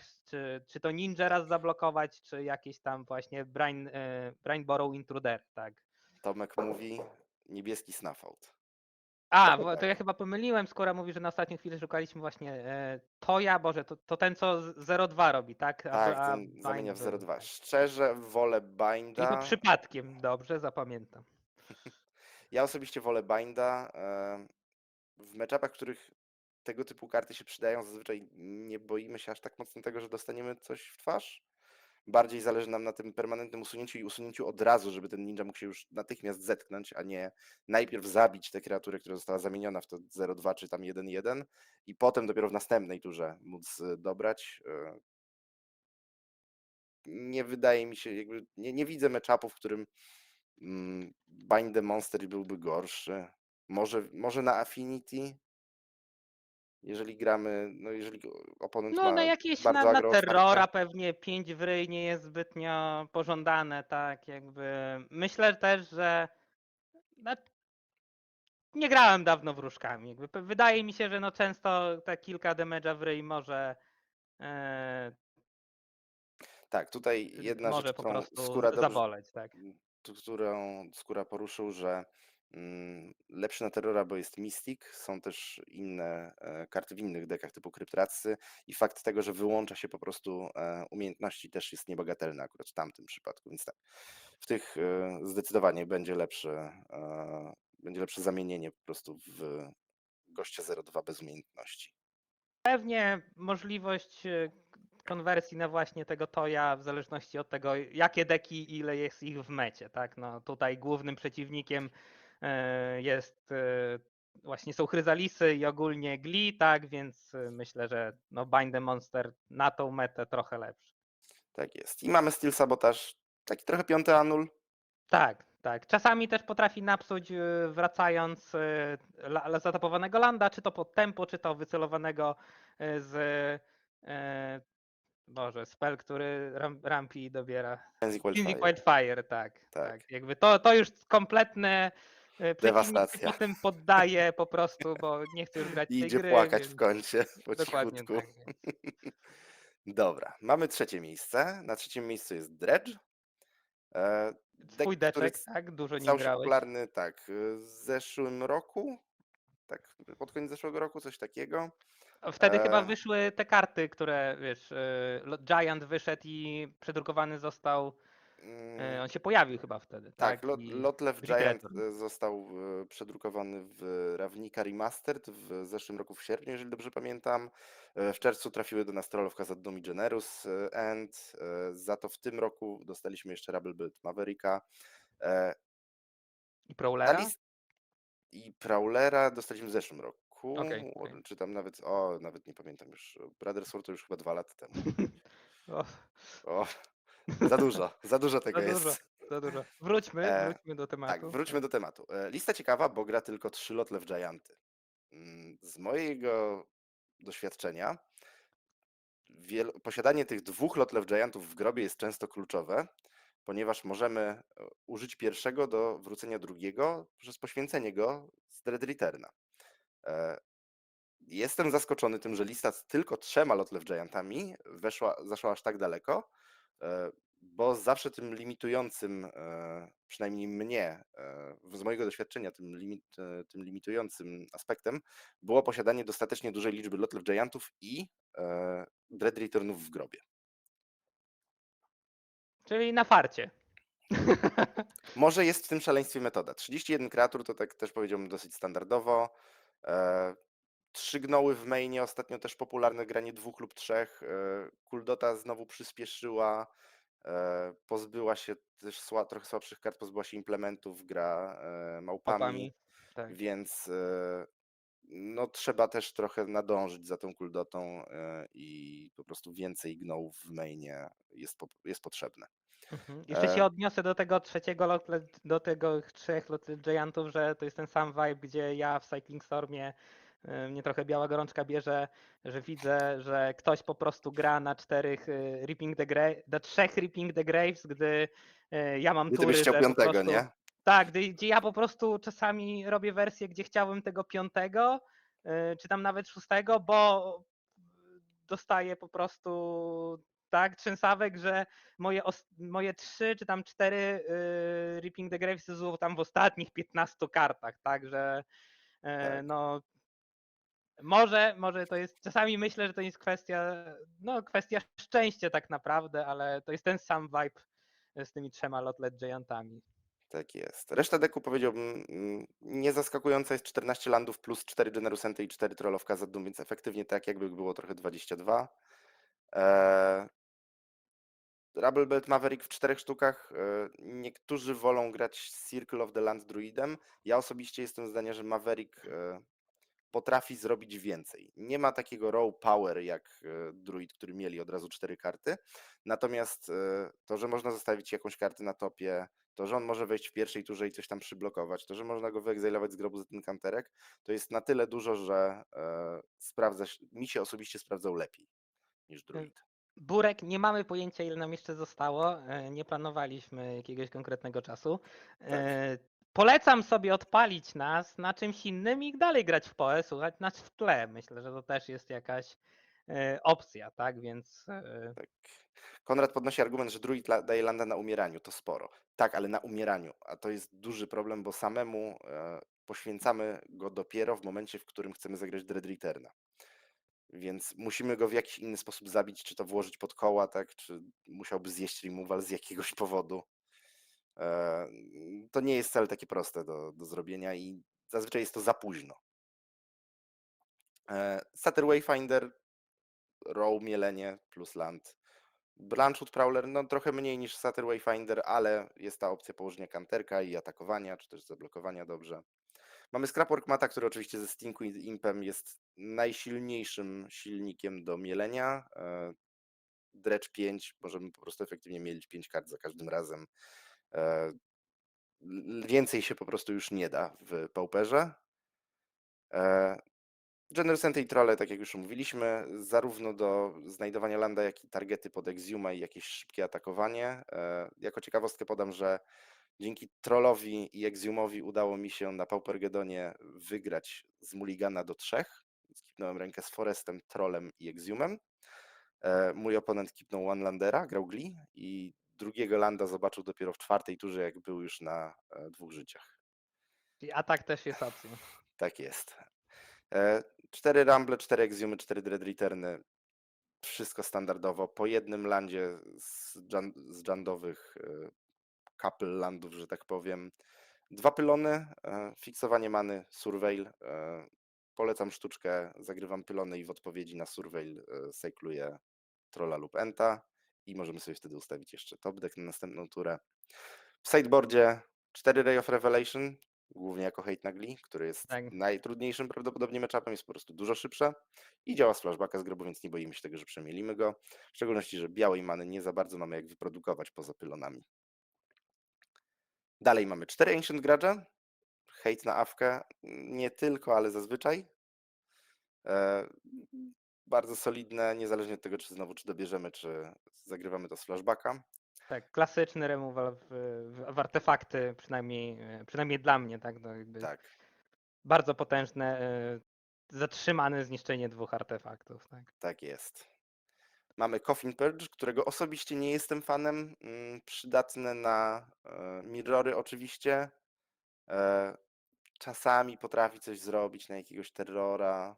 No właśnie mnie tutaj dziwi te Confin Purge, bo to by pokazywało, że Andrea się spodziewał tych deków na grobie działających. Nie wiem ile on trafił, tak, ale e, z tego co słyszałem od ciebie, nie ma miejsca w danej mecie na coś Jakby takiego? nie za bardzo widzę. Jest ten edge case pod tytułem chcę zagrać Exuma, ale nie chcę dać oponentowi tej konkretnej karty z grobu. Ale Okej. to się tak rzadko zdarza, że według mnie to jest zmarnowane. To są zmarnowane 3 sloty w sideboardzie. Na coś, co mogłoby pomóc na jakiś inny, cięższy matchup. Na przykład na Glee. Mamy 3 Mesmeric Findy, których ostatnio stałem się wielkim fanem akurat w Dredge'u. Taki Dures, tylko że można go znaleźć z Malevolent Rumbla albo nawet wskrzesić z grobu, jeżeli potrzeba. Okej, Robi zrozumiałem. No, bardzo solidną robotę. człowiek się łapie tak naprawdę tego, co ma pod ręką, tak? No, Tak, Duresów nie chcemy tutaj grać, no bo z niczego ich nie weźmiemy, musimy je tak. naturalnie Ciężko jest je dobrać, tak. dobrać. Dlatego na przykład pewnie tutaj Andrea nie gra z Nafautami, który też widzieliśmy w innych W wersjach wielu Dredge'a, wersjach, tak, tak. żeby właśnie jakoś mieć tą odpowiedź na tego, czasami z farta dobrać i mieć odpowiedź na to Glee, tak, na Tak Glizarda. jest. I ostatni Gno to the Bone, po prostu jako 4. sztuka. Trochę więcej post sideboard na agro matchupy. Nic zaskakującego akurat w tym przypadku. Wynik top 4 potwierdza, że Dredge był jednym z lepszych wyborów, pomimo dość wysokiego metashare'u, w szczególności w Day 2 Glee. Jak Deck, widać, którym trzeba dużo liczyć w tak, pamięci. Tak, trzeba mieć. Jak umiesz liczyć do 20, to będzie dobrze. Drugie miejsce. Mamy kolejny Jungli. Tym razem mamy wersję z 2 Makeshift Munitions. Poza tym właściwie to samo. No, może 2 Evolution Witnesski zamiast jednej, tudzież zera. Jako opcja do wrócenia z grobu, jeżeli nam się combo zacięło. Reszta powiedziałbym, że dosłownie taka sama. Ewentualnie w jakichś tam Tak, tak. pojedynczych sztukach. Tak, mamy 3 Duresy, 3 Tamiyo, więc tylko 6 sztuk obrony komba. Jungli w 5 smakach, tak, jakby Dokładnie. tutaj w zależności od gracza, co mu bardziej podpasowało. Niektórzy mówią, że te Evolution Witness jest po prostu za klanki często i za drogie, tak. No tutaj widzimy, że lubi. Widziałem gry, w którym potrafiło z gli wrócić cały deck, tak, z grobu i po prostu wygrać w ten sposób, także no, karta ma sens. Tak, no Tak, potrafi wrócić wszystkie kryzalisy i jedziemy. tak, czy tam E, całe combo też, tak. tak, sideboard absolutnie najprostszy jaki się da. 4 snafauty, głównie na Mirrora, 4 Weathery, głównie na Berna, 4 Breath Weapony, przydatne na agrodeki, tudzież ewentualnie na Mirrora, chociaż nie jestem pewien, czy Jungli faktycznie chce wsajdowywać aż tyle rzeczy na Mirror, czy aż 8 sztuk, czy może sobie pozwolić na to. Mhm. No i 3 ufy, hejt na No, artefakty, artefakt. enchantmenty, na wiele różnych rzeczy.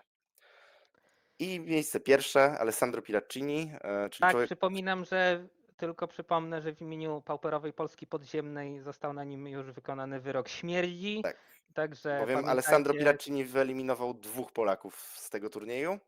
tak, E, To jest człowiek, który wygrał w półfinale ze Skórą, a w 7. rundzie, kiedy ja byłem 4-2 i on był 4-2, to też zagraliśmy ze sobą i mieliśmy 2 opcje. Albo ja wyeliminuję jego z turnieju, albo on mnie, no i no tutaj jest napisane winner. tak, czyli 50/50 Kusza przegrał jedną drugą, także no, na farcie Alessandro. Tak. Tak. Znowu decklista, szczerze mówiąc, niczym się nie wyróżniająca. Dosłownie ten sam sideboard, co przed chwilą. Nie no, E, powiedziałbym, że wyróżnia się ten jeden Troublemaker tak, Ufi w mainie, w tak? mainie, tak. To jest dosyć ciekawe. Mamy tego Nightblade'a, o którym wcześniej mówiliśmy, że to jest najpopularniejszy aktualnie Wincon. 3 Duresy, 3 Tamiyos, czyli znowu paczka 6 sztuk ochrony. Oczywiście 4 Bloodscale, 4 Kryzalisy. No jeszcze Wszystko z praktycznie to takich, samo. Z ciekawszych tak, no rzeczy powiedziałbym, że ten jeden Thriving Ground i ten jeden Tree of Tales plus Manor Gate jako alternatywny sposób e, fiksowania posiadania many. czerwonej, tak, Tak, tak. to jest wersja bez Cleansing Wildfire, natomiast to też nie jest jakoś bardzo dziwnego. Tak, W były już różnych takie smakach wersje. przychodzą te gli.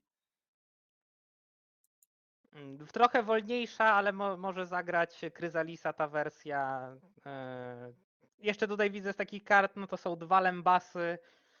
No, Tak, jest są to, też 2 Nihil Spellbomby w mainie, które w Game One Alessandro zaprezentował mi w pierwszej turze, jedną, więc ze Swampa. Było mi smutno. no, także... No, Alessandro zrobił sobie wrogów w Polsce. tak jest. Oczywiście, jeżeli tego słucha i rozumie nas Bardzo, po bardzo polsku, miły gość żartujemy, generalnie, tak, bardzo w porządku, bardzo przyjemnie mi się z nim grało. tak. Nie Pozdrawiamy, bezproblemowo. tak, zwycięzcę Paupergedonu. I co? Mamy omówiony Gedon, jesteśmy w połowie, więc zrobimy sobie teraz przerwę, a po przerwie przywitamy Radomira, który przygotował konkurs dla Was. A potem premierowo film z Mistrzostw Polski, no i porozmawiamy sobie też, co na tych Mistrzostwach Polski było. Tak, jeszcze tylko ostrzeżenie, film Mistrzostw Polski ma jakość tylko dla prawdziwych fanatyków Paupera, także jeżeli Niestety będzie przez wam problemy techniczne dźwięk nie jest najwyższej jakości. jakie problemy, Kusza, nie nazywaj tak. Jakość jest dla prawdziwych fanatyków, tak twierdzę ja. Jeżeli macie z tym problem, to znaczy, że nie kochacie tak bardzo Paupera, jak powinniście, tak? Tak jest. Do usłyszenia po przerwie. Do usłyszenia. I wracamy po przerwie. Tym razem dołączył do nas Dzień Radomir. dobry. Cześć Radomir.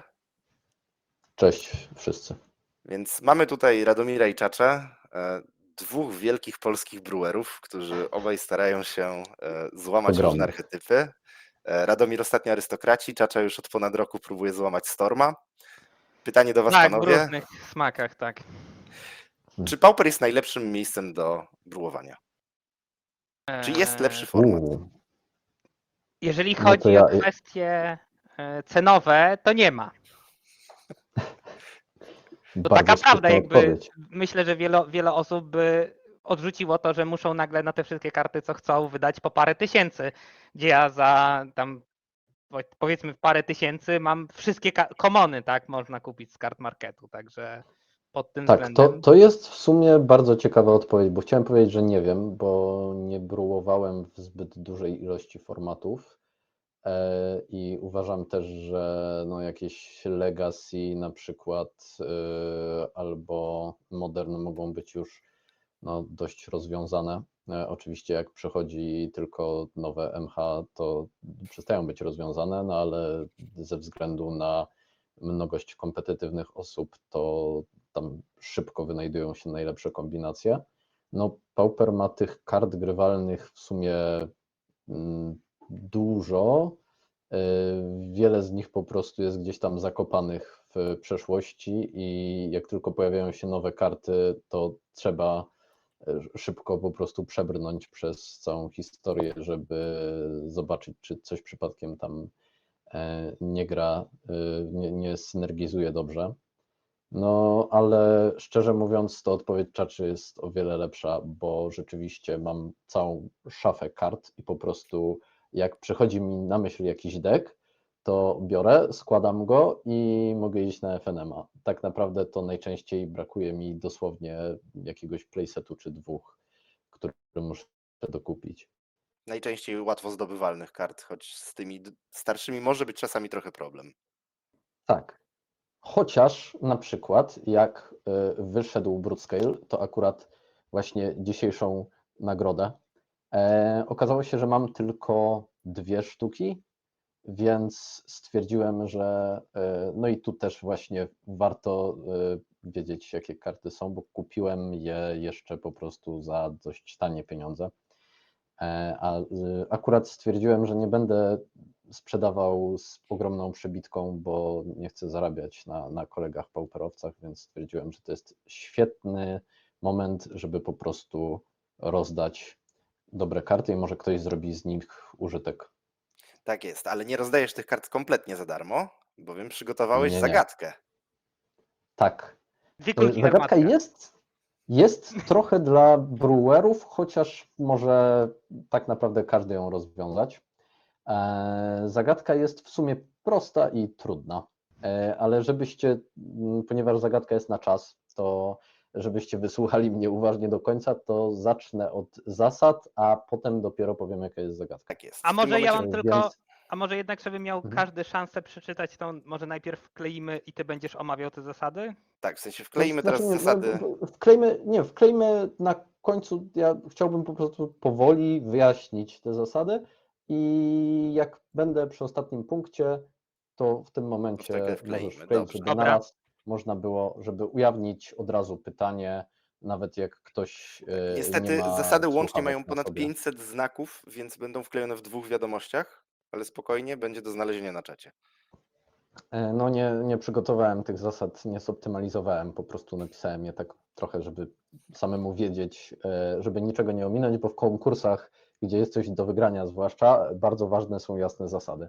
Nie chciałbym, żeby potem ktoś miał problem z tym, że czegoś nie dopowiedzieliśmy. Więc po pierwsze odpowiedź przesyłacie mailowo na pauperdojo@gmail.com. Może być napisana w jakikolwiek sposób, ponieważ jest to konkurs na czas, to nie będę wymagał, żeby każdy z Was siadał przy komputerze. Jeżeli jesteście akurat w knajpie, to możecie to napisać na serwetce, zrobić temu zdjęcie, chociaż wolałbym Excela. Ważne jest, żeby odpowiedź była w pełni poprawna. Jeżeli ktoś coś pominie, nie dopowie, to no niestety nie możemy tego zaliczyć. Nagroda główna, czyli już wspomniany komplet Sadistic Glee w dobrym stanie, przysługuje osobie, która jako pierwsza podeśle w pełni poprawną odpowiedź. Jest jeszcze druga nagroda. Nazwałem ją nagrodą pocieszenia. Jeżeli ktoś będzie miał akurat czas w weekend, żeby nad tą zagadką przysiąść, to jest jeszcze komplet foilowanych Manamorphose, czyli coś dokładnie dla brewerów w formacie Pauper.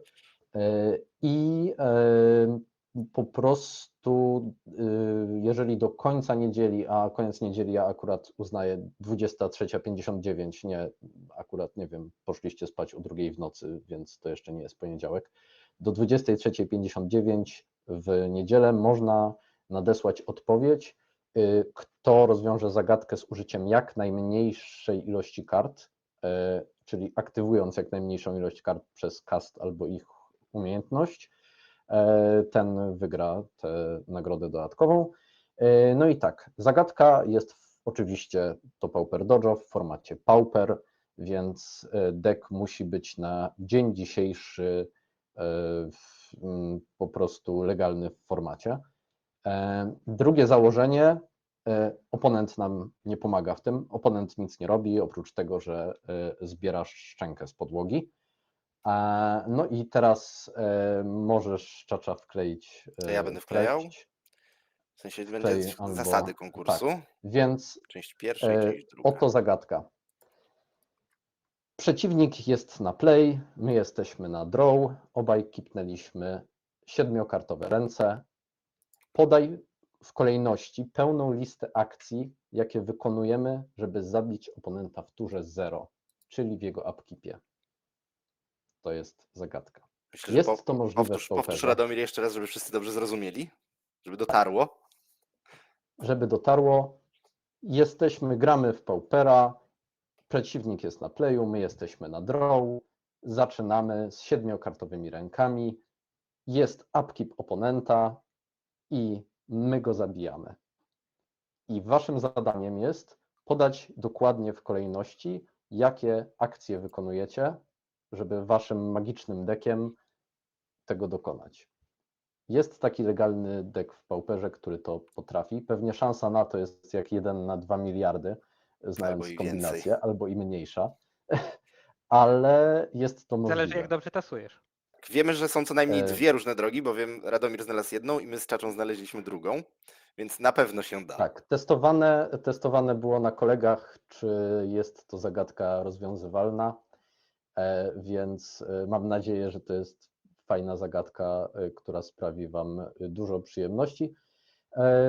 Nie poddawajcie się, jeżeli zajmie wam to więcej niż oczekiwaliście, bo nie jest to też coś, co podejrzewam, że przyjdzie wam w 5 minut, a w międzyczasie możecie oglądać wspaniały, niszowy film, kino słynnego polskiego reżysera Prospero, który podobno zyskuje już bardzo wielu fanów w warszawskich kręgach kina alternatywnego.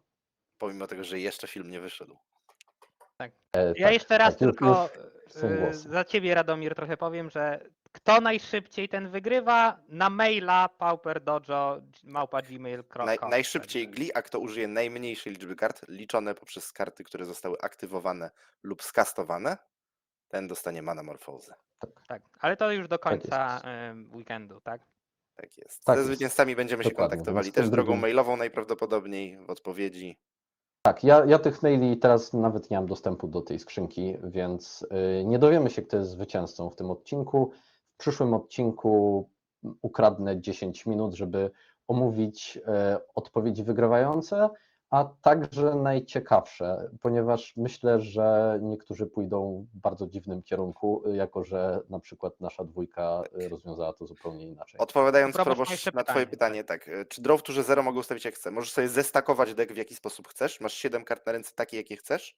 Nie masz draw, bo jest upkeep oponenta, więc jeżeli chcesz coś dobierać, to musisz w jakiś Tak, sposób on jest sobie na wymyślić. playu, więc generalnie on też nie ma draw, niestety, więc nie możemy go zabić poprzez to, że on pociągnie kartę, bo akurat jest na playu. I deck ma być legalny. I deck ma być legalny. To są zasady. No to Miłego zabawy i Takim miłego obowiązuje. rozwiązywania. tak jest. Przepraszam, Banlista obowiązuje obowiązuje, Pauperowa tak. banlista, tak. Tak jest. Legalny na ten moment, żeby grać nim w Pauperze. Tak, Żebyś że mógł możecie go przyjść. przynieść w FNM, na waszego FNM-a w przyszłym tygodniu możecie go przynieść i spróbować to zrobić. Dokładnie. Dobra. No dobrze, Dzięki, Radomir. Myślę, dzięki że wam. zagadka razie. trochę zajmie. I co? Premierowy filmik w takim razie z Mistrzostw Polski. Zapraszamy.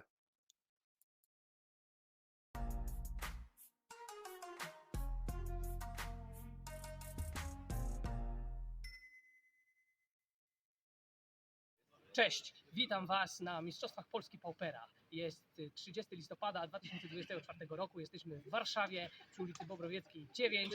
Ja jestem Prospero, a to jest specjalny odcinek Pauper Dojo.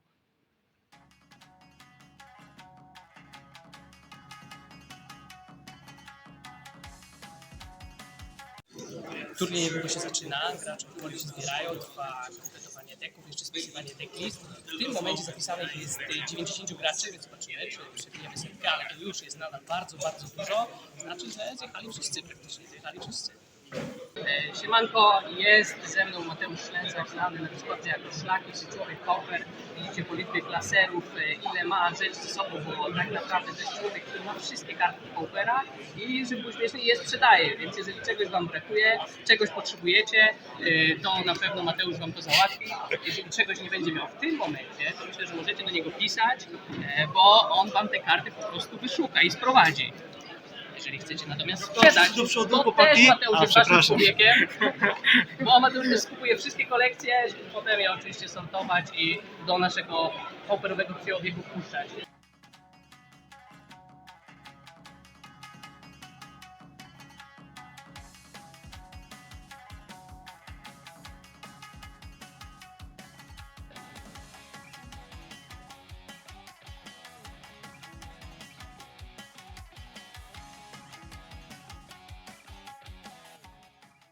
Siemanko, jest ze mną Filip Szło, z pseudonimem to jest człowiek różny CBZP. Powiedz, jak idziecie do tej pory? Cześć, dobrze, 2-0 do przodu. Na razie tak w pierwszej rundzie drgnąłem, przeniosłem się do 2021. Grałem na Bogle. Nic nie zmieniałem w tym cały czas, po prostu 70. A drugą giereczkę to zagrałem na Kieronę i pan Kierona, no niezbyt dobrze karta szła i tak trochę nie pograliśmy. No kolega tak pasował, te tury pasował, pokazał mi potem 4 czerwone karty i żadnego czerwonego źródła i tak skończyła się. Więc na razie bez spocenia do przodu mogę zostawić miejsce na ten To na co nie chcę lecieć? No najbardziej to nie są gardensy, mi się po prostu nie chce grać na mecz. No i w sumie jest kilka takich, ale liczę, że ja minę na White Linie, to jest masakra. No i te wszystkie rzeczy krystalisowe, no to jakoś można to wygrać.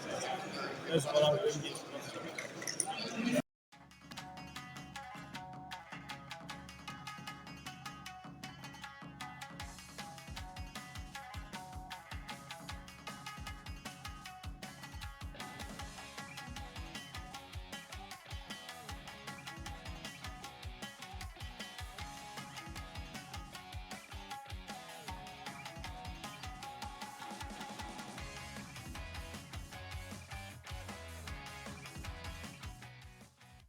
Jest ze mną Radomir Myśliwiec, zawodnik z Katowic. Powiedz, jak Ci idzie do tej pory? Jesteśmy po trzeciej rundzie, jaki masz wynik? Pierwsza w tył, dwie w przód, więc 2-1. Okej, czy jesteś zadowolony z tego wyniku? Nie za bardzo, bo pierwszą miałem wygrać i ogólnie mój przeciwnik robił wszystko, żebym wygrał, absolutnie wszystko. W pierwszej zaciął się na jednym lędzie, w drugiej znulował do 5 i no jak ja nie będę wygrywał takich meczy, to ja nie wiem co. No jedna porażka to jeszcze nie jest blok drogi do topki, jeszcze cały czas masz szansę grać dzisiaj 8 rund, a powiesz, czym grasz? A więc to jest, jak to nazywają koledzy, Radomir.deck, czyli Monoblack Aristocrats w wersji dopieszczanej po prostu latami. Co wychodzi jakaś nowa karta, to zmieniam i teraz to jest wersja w sumie taka, można powiedzieć, że czwarta iteracja zrobienia od nowa tego samego. No rozumiem, jesteś z niej znany, z tej wersji, znaczy z tego archetypu, ale pewnie i tak cały czas się każdy zaskakuje, gdy na to gra, bo chyba praktycznie nikt tego nie pilotuje. Czy to jest jedyny taki monoblack deck na tym turnieju? Widziałeś kogoś? Zazwyczaj to jest jedyny monoblack na turnieju, ponieważ jak ludzie grają kompetytywnie, to rzadko biorą deki, które są takie tier 4. Ja biorę ten deck, ponieważ sobie znam go, dobrze mi się nim gra i no jak wycisnę z siebie wszystko, to jestem w stanie zrobić takie uczciwe 50% win rate. Więc rzeczywiście jest tak, że najczęstsze co słyszę to albo nie mam na ciebie side'u, albo nie mam na ciebie side'owego planu. Więc to jest zawsze coś, co miło usłyszeć u przeciwników, więc tak, nawet jeżeli ktoś pamięta mnie na przykład, nie wiem, z Paupergedonu 3 lata temu, mówił, aha, ty grasz tym monoblekiem, to i tak nikt nie wie na co gra. To jest plus. Twój deck się zmienia, zaskakuje, no super. A powiedz, jeżeli nie ty, to jak masz przewidywanie? Kto ma szansę zostać mistrzem Polski? Jest 107 graczy, jest to rekord chyba i znaczy to, że zjechali się po prostu wszyscy, każdy chce ten tytuł zdobyć, więc poza sobą, jakbyś miał kogoś tak wytypować, kto ma szansę? To jest bardzo ciężkie zadanie. Pytasz o to? A. I ktoś odpowiedział nazwiskiem rzeczywiście. Wszyscy mówią, że ja. Nie, dobra, żartuję. Masz szansę. Ostatnio rzeczywiście wygrałeś przecież na paprykarzu, jak byłem, więc masz szansę. Jesteś jednym z kandydatów. Nie, jest bardzo dużo dobrych graczy. W Polsce uważam, że mamy naprawdę sporo graczy, którzy potrafią w ten format i to widać i online, i offline, i na Gedonach, więc nie ośmielę się wymienić teraz nazwiska, ponieważ uważam, że w takiej grupie, którą mógłbym wymieniać, to jest tak przynajmniej 20 osób, która rzeczywiście, jeżeli wygra, to się nie zdziwi. Naprawdę jest dzisiaj wielu naprawdę dobrych graczy. To pytanie trochę podobne, ale z jednej strony w takim razie poza sobą, kogo najbardziej kibicujesz i za kogo trzymasz kciuki, żeby może do tej topki chociaż się dostać? Myślę, że kibicuję Mateuszowi Ślęzakowi, ponieważ widziałem, że szedł 2-0 na razie i ogólnie to jest gracz, który jeździ na wszystkie turnieje. Myślę, że potrafi niektórym archetypom naprawdę zrobić robotę i z takich naprawdę dużych turniejów to jeszcze w topce go nie ma. Więc myślę, że zasłużył na to, żeby gdzieś przynajmniej tam wejść, a może To ja się do tego jak najbardziej dołączam. Też trzeba kciuki za Mateusza w takim razie, który już tutaj nawet udzielał wywiadu. Pozdrawiamy go. Tobie życzę powodzenia w dalszej części turnieju i do zobaczenia. już. Jest ze mną Franek Komsta. Cześć Franek. Wiem już jak Ci poszło, więc 0-3 drop. No niestety takie turnieje się zdarzają. Powiedz, no jak są Twoje odczucia? Generalnie wiadomo, wolałbym więcej wygrywać meczów, raczej w ogóle cokolwiek. Wybrałem talię, która wydaje mi się, że całkiem jest spoko, Janda, ale no dużo mulliganów wydaje mi się, że dało się pewnie coś zrobić lepiej, ale czasem są takie dni, że po prostu grać w meczu i czujesz, że to nie jest ten dzień. No już mam podobnie, też gram niewytchniałym kochanym deckiem Nexusem, cały czas mulę, cały czas nie dobiera. Przegrałem kolejną rundę w Incydentu 2, też taka mocna średniowa, ale skoro możemy sobie do top 16, to jeszcze coś tam powalczymy. Powiedz, czy co, Dekcio szukał, trochę przeciwnicy mieli lepiej, czy któraś z tych rund jakoś zapadnie Ci w pamięć? No, trafiłem najpierw na Kuldotę, potem na Bogle, potem na UB. No to przynajmniej z tym UB to tam sobie full w Magica pograłem. Grałem jedną, w sensie, no dobra, wygrałem wyłącznie 2 gry, z czego jedną wygrałem z 5, więc pokazało to trochę, że deck ma przebłyski, ale tak to raczej turniej do zapomnienia, lecimy dalej, ale chcę silniejszy. Dokładnie. Mam nadzieję, że szybciej niż za 12 lat. Właśnie to jest Mistrzostwa Polski. Drugie. Pierwszy był 12 lat temu, gdzie też grałeś, byłeś zawodnikiem. No powiedz, czujesz, że wraca forma, ten turniej, czyli mamy znowu Mistrzostwa Polski? super, bardzo mnie to cieszy. W sensie w ogóle to, że jest takie teraz skupienie na Pauperze. W sensie, że Pauper wrócił troszeczkę do łask nie tylko wśród graczy Paupera, że inni gracze też się zainteresują i może ktoś na przykład przyszedł zagrać te LPki i zostanie i sobie będzie przychodził. Skoro twoja droga dzisiaj już zakończona, to komu kibicujesz? Za kogo trzymasz kciuki, żeby przed utopkiem może został mistrzem Polski? No cóż, wydaje mi się, że tutaj, jako że reprezentuję Gra Magic Podcast, to wybór może być tylko jeden, kibicuję Skórze, żeby dalej kontynuował swój, powiedzmy, praktycznie niezwyciężony run, ale też i Sotkowi, mojemu drugiemu teammate'owi. No tak, moje główne typy. Jasne, a co jutro? Czy może też Pauper, czy raczej finał? Nie, jutro skorzystam z tego, że mogę zagrać turniej za 0 zł. Myślę, że nawet że pauperowcy, którzy są zdani z tego, że lubią optymalizować wydatki, to tutaj jak mogę zagrać turniej za 0 zł, to zagram. Mimo że Pauper Trio to jest, no szczerze mówiąc, w sensie chyba nawet przyjemniejsze niż granie samego Paupera takiego singlowego. Tak, też tak uważam, Pauper Trio, super forma, znaczy jutro będzie grany. No szkoda, że w takim razie no i ty i Skóra gracie ten finał, no Trio w Rzymie, bo na Paupergedonie wygraliście, no ale rozumiem, teraz ważniejszy turniej, także życzę ci powodzenia, Franek, mam nadzieję, że jutro będzie lepiej. Dzięki. Do zobaczenia. Jesteśmy po trzeciej rundzie, moim przeciwnikiem był Skóra i co tu dużo mówić, przejechał się po mnie jak walec. No, gratulacje, naprawdę dobra gra. Miło popatrzeć, jak ktoś tak dobrze przoduje puszkami. No powiedz, jakie są twoje wrażenia do tej pory? No póki co jestem chyba 3-0, 6-0. Nie przegrywam. Deck jest, no maszyna, nic się nie zmieniło. Tak kara po prostu. To jest perfekcyjna definicja tego, który kara. Tak? Potkniesz się, powodzenie. Tak? Więc super się bawię i jestem zaskoczony, że 100 osób ponad dzisiaj. Także Pauper w Polsce mocno stał. Padł rekord, tak? Mamy 107 graczy. Nadal nam brakuje do Witko, prawda, do nowych, gdzie tam było chyba 700. Właśnie gratulacje, Skóra. Ktoś tego jeszcze nie wiem, kto wyrobny był. Wygrał trio na Paupergedonie, potem zrobił top 4 na main evencie, więc też te duszki po prostu tak jak mówię, na tym razie przejechały do przeciwnika i na pewno wszyscy teraz patrzą, jak będzie szło, czy się nie potkniesz, czy będziesz szedł do tej topki, no trzymam do ciebie kciuki, a powiedz, no właśnie, jak przegrywania, kto do tej topki zostanie poza tobą, na kogo ty się oglądasz jako na najważniejszego przeciwnika? To jest bardzo dobre pytanie. Według mnie może czarnym, czyli koniecznie czarnym koniem jest Zerg. Wojtek, który gra normalnie w Modernie, jest oficjalnym mistrzem Polski i to jest zawodnik, który gra świetnie w Magic. Świetnie gra w Magic, podjął Madnessa na ten turniej, coś tam pograł w challenge'ach i po prostu wydaje mi się, że Pauper faktycznie pozwala, żeby robić skill expression powiedzmy.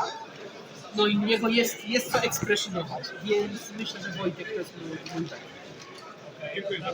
Będziemy patrzeć, może też na Wojtka na jakiś wywiad. To pytanie, jakiego meczu nie tak nie chcesz prawie? Czy jest jakiś taki, gdzie w sumie czujesz się na tyle do tyłu, że wolałbyś go robić? Mono White. To jest to tak dosyć definitywnie, bo RG jest ciężkie, ale da się na play coś tam poszło, czyli bounce, do jarze, da się. Ale Mono White, lataki 1-1, to jest nie do przejścia tego czeku. Więc trzymam kciuki, że nie trafię na tych 3,5, ale gdyby, no to Boże, ale zdecydowanie to dla wszystkich graczy różnych. Nie wrzucajcie żadnych Sapphire City czy innych takich rzeczy, po prostu podajcie rękę przeciwnikowi. No, dobry matchup, to jest ok. Nie traćcie 15 czy 14 i 15 sloty w sideboardzie, bo po prostu szkoda. Ale Mono White, Polski Fisher, nienawidzę. Drodzy top 8, mam nadzieję, że w takim razie się jeszcze najpierw odbędziemy właśnie z tymi do zobaczenia.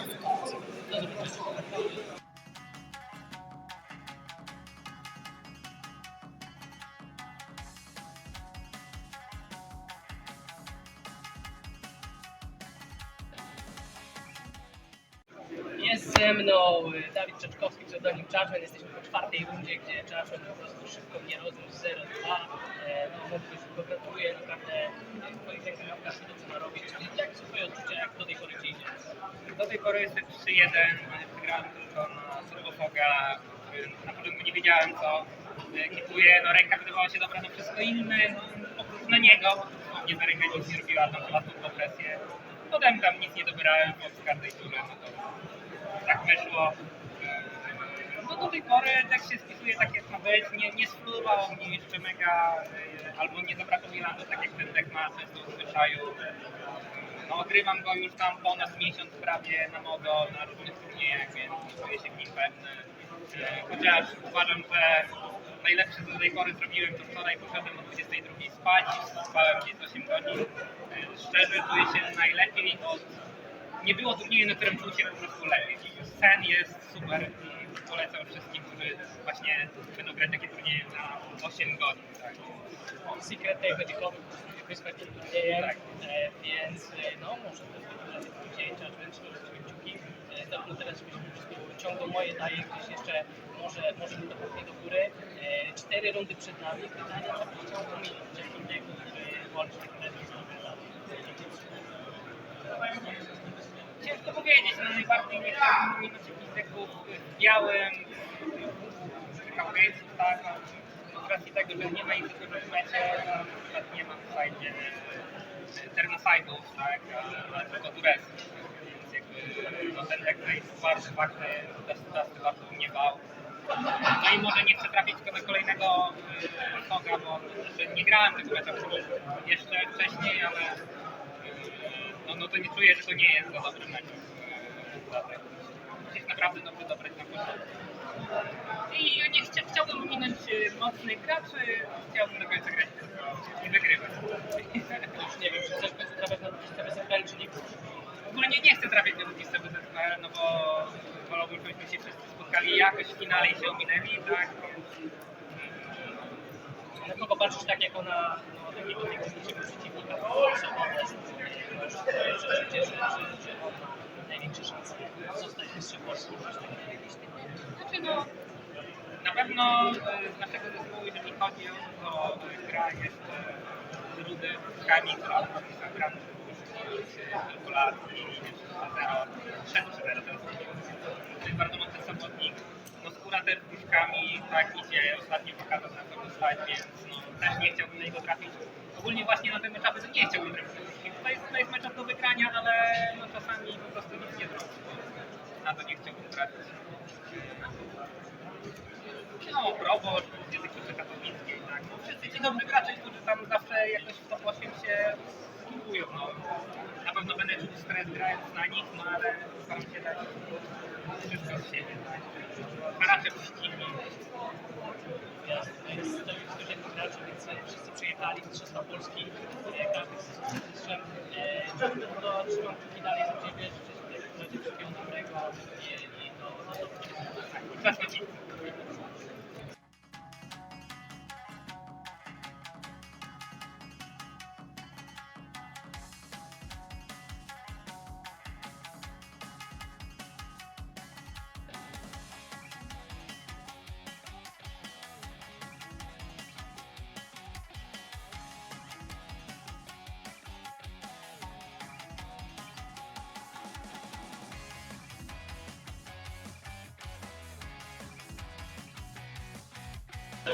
Siemanko, jest ze mną Roger Szczęsny, czyli główny sędzia turnieju Mistrzostwa Polski Pampera. Roger, jak twoje wrażenia do tej pory, jak turniej przebiega? Turniej przebiega wspaniale, mamy 108 graczy, to największy event w Polsce. Cieszę się, że z każdego dużego rosną coraz większe te eventy. Ciekawe, kiedy się zatrzymamy. Event sam jest ok. Mamy graczy, którzy wiedzą, co robią, jak gra się w grę. Oczywiście kilka różnych dziwnych rzeczy się zdarzy na każdym evencie, czy ktoś coś zapomni, źle przeczyta, albo jeden z graczy na przykład zatrzyma grę bez sędziego. Zapomni, że Shapeshifter to jest Fenrirera. No, mamy co robić. Jest ze mną Maciej Myszkowiak, sam pan Mysza. Bardzo się cieszę, że udało mi się ciebie złapać na krótką rozmowę. Mistrzostwa Polski, rekord frekwencyjny. Powiedz, jak się z tym czujesz? Jestem bardzo zadowolony, cieszę się, że tylu graczy na sali jest i są to pierwsze mistrzostwa Polski, ale będą kolejne na pewno i ta liczba na pewno będzie rosła w górę. Jakby VPR ma potencjał, który staramy się wykorzystać, ludzie to jakby widzą i jakby coraz więcej grają w ten format. Super, bardzo miło mi to słyszeć, że pierwsze były organizowane przez Ciebie, bo pamiętam, odkopałem w internecie 12 lat temu, były również organizowane Mistrzostwa Polskie, w których brałeś udział jako zawodnik. Dokładnie Czyli tak. to jest ewolucja z gracza na organizatora. No, jak sam przebieg turnieju? Czy komuś kibicujesz? Wiem, że też duża ekipa przyjechała ze Szczecina. Tak, prawie 20 osób ze Szczecina przyjechało, więc jakby zorganizowana wycieczka z Szczecina do Warszawy była ogromna. No, kibicuję wszystkim tak naprawdę, wygra najlepszy. Jakby skóra broni swojego honoru po Pergedonie. Mam 20 osób, które grają ze Szczecina, więc każdemu trzymam kciuki. Mam chłopaków z Warszawy, z Kielc, zewsząd naprawdę, którzy bardzo dobrze się znamy i też im kibicuję. Jakby nie umiem kibicować jednej osobie. Może w ten sposób jakby trzymam ze wszystkich kciuki. Przede wszystkim jakby liczę na to, że będą się dobrze bawić i grali na wysokim poziomie. Rozumiem, że jako organizator sam nie chciałeś brać udziału, no bo nie do końca wypada, ale grasz poker. Jaki jest Twój ulubiony deck? Nie mogę powiedzieć, bo pluli na mnie. No dlaczego? No ja słyszałem, że może Famsy. Famsy grałem, teraz opuściłem, aktualnie gram tylko Fogiem. Okej.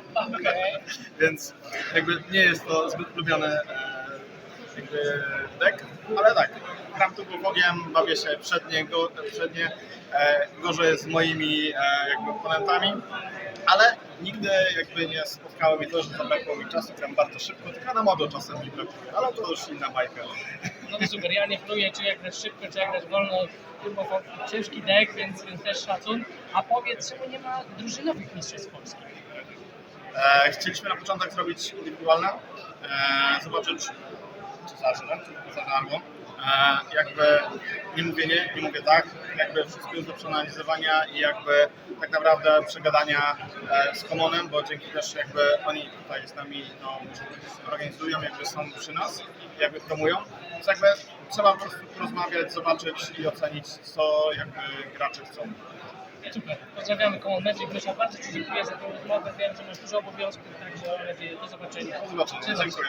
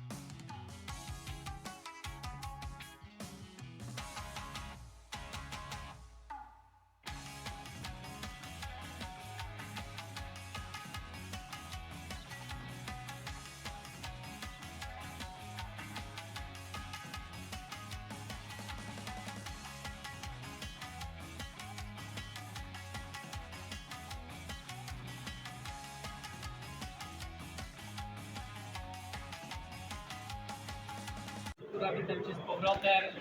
Widzę, że nie masz żadnego jeszcze medalu boksa, choć jesteś już po rozegraniu pierwszego meczu top 8. Co to znaczy? Jak Ci poszło?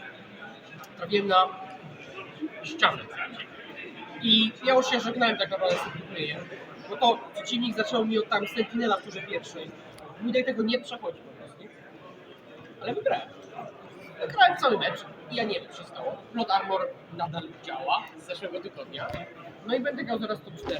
Z top 8 odpadły również elfy, czyli jedyny deck, na który musiał podać rękę praktycznie od razu. Ale nie. Więc czuję, że mam szansę jeszcze ten turniej wygrać, mimo że wcześniej myślałem, że top 8 wystarczy. Także walczymy dalej. No naprawdę gratulacje, chcę Ci powtarzać przynajmniej swój wynik z Popergedonu. Jak tam, który turniej trudniejszy? Mistrzostwa Polski czy Popergedon? To jest ciężkie, bo myślę, że surowa liczba rund robi swoje. Przeciwnicy, pauperowcy stabilnie, ale długość turnieju robi swoje. Dzisiaj był trochę lżej, no bo jeden dzień, tak? Na Paupergedonie z tym wynikiem, który mam dzisiaj, musimy jeszcze grać jutro i go powtórzyć znowu, żeby w ogóle tam co zrobimy. Natomiast, no nie wiem, podobnie powiedział. Natomiast ja nie wiem, co się dzieje. Ja jestem teraz chyba 26, 2-2 wyszukamy czy coś na turniejach w papierze. Nie przegrywam, Gear Magic. I ja nie rozumiem. Kto zatrzyma skórę? Kto będzie twoim przeciwnikiem teraz w 4, czy wiesz? Nie wiem, ale zostały 2 redy i Focus, z czego Focus by Ish. 2 redy gramy w Magica, ale ja jestem na play, bo z pierwszego seeda wszedłem. No i Glee powinno być tak jak Krysalice, natomiast podobają mi się moje szanse. A Awka? Jeszcze jest jedna Awka, bo to na Elfy chyba, więc może to jest właśnie twój model. Może być, ale powinno być Glee.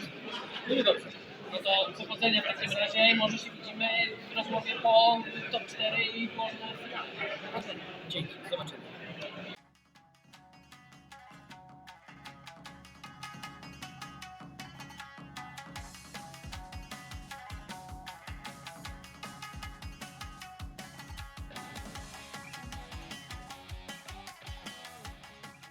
Raz jeszcze bardzo się wytrzymał Perkala.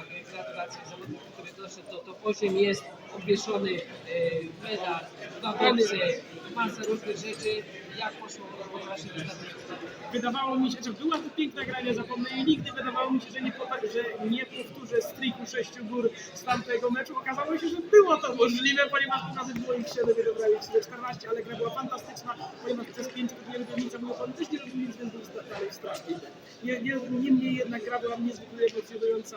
Życzę oponentowi dużo szczęścia w dalszych grach. Czyli proboszczowi, tak, to się udało dobrać mniej lądów po prostu ze zdrowia to zrobi, ale ogólnie... Na początku za mało dobrał i dlatego ta gra tyle trwała. A jaki wynik ostatecznie? 2-1 dla niego. No ale i tak naprawdę bardzo dobry wynik, widzę teraz dużo nagród, więc gratulacje Szymon. Dzięki wielkie. I mam nadzieję, że jeszcze się widzimy. Pogadamy mam nadzieję jutro w podobnych okolicznościach. Grasz trio czy coś innego? Nie no, finał. A, finał paprykarz. Dobra, powodzenia w takim razie raz jeszcze. Do zobaczenia.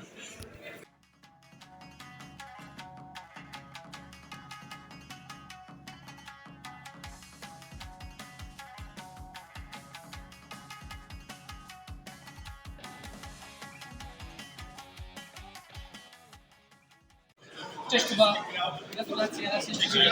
Przed chwilą rozegrałeś sobie mecz top 4. No powiedz, jak poszło? No, niestety bratobójcza wojna z kolegą z Kielc, Chmielu Kuldotką. No, po to się przygotowałem się na ten mecz, nie? No, po to tu przyjechałem, żeby z Kuldotką wygrywać. No i 2-0 się udało. Naprawdę bardzo dobre gry, obserwowałem, no, gratuluję Ci. Drugi półfinał, Skóra, Proboszcz przegrał, więc rozumiem, że nie tak jak sobie wymarzyłeś, żeby znowu się Kielce spotkały w finale, ale teraz Skóra czeka na Ciebie w ostatnim meczu o ten tytuł Mistrza Polski. Jak się czujesz przed tym meczem? No, niestety nie jest to kolejny finał kielecki, ale no, trzeba powalczyć, monoblu bluszki, zobaczymy jak będzie. Idę tam, żeby wygrać, zobaczymy siły. No dobra, to życzę Ci wszystkiego dobrego, w takim razie powodzenia i żeby nie było jakiegoś skru ani Oby.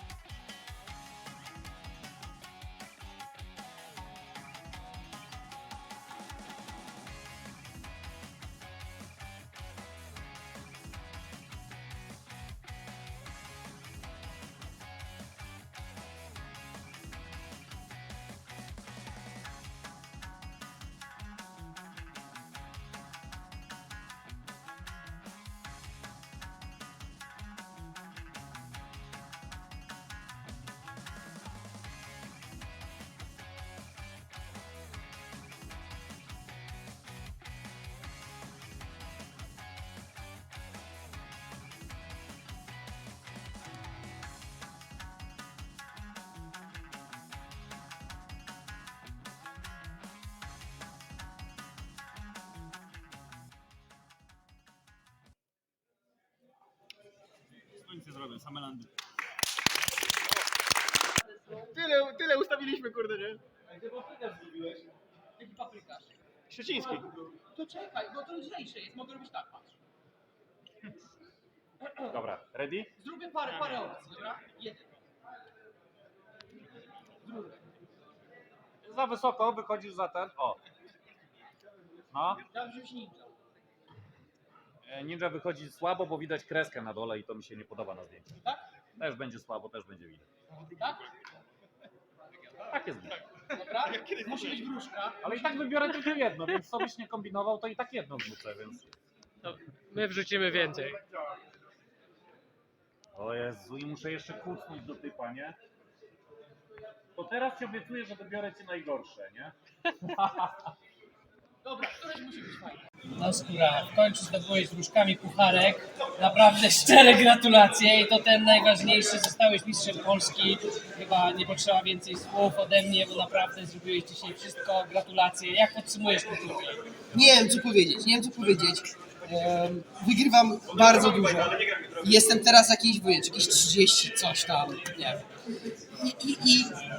I teraz czuję takie emocje, bo to jest naprawdę fajne. To jest mega walidujące też jako gracza, bo teraz mam taki okres, że bardzo dużo wygrywam i to czuję. Widzę wsparcie od ludzi, podchodzą, gratulują. To jest naprawdę niesamowite.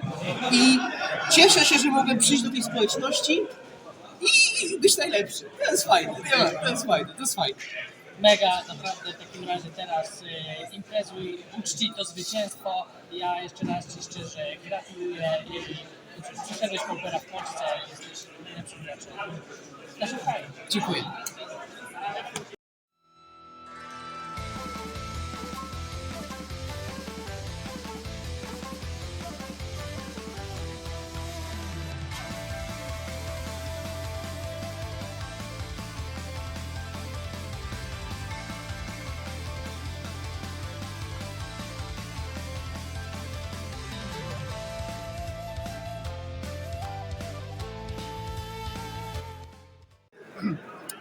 Witam Państwa, przynajmniej poradnik jak dostać dyskwalifikację na turnieju Pauper.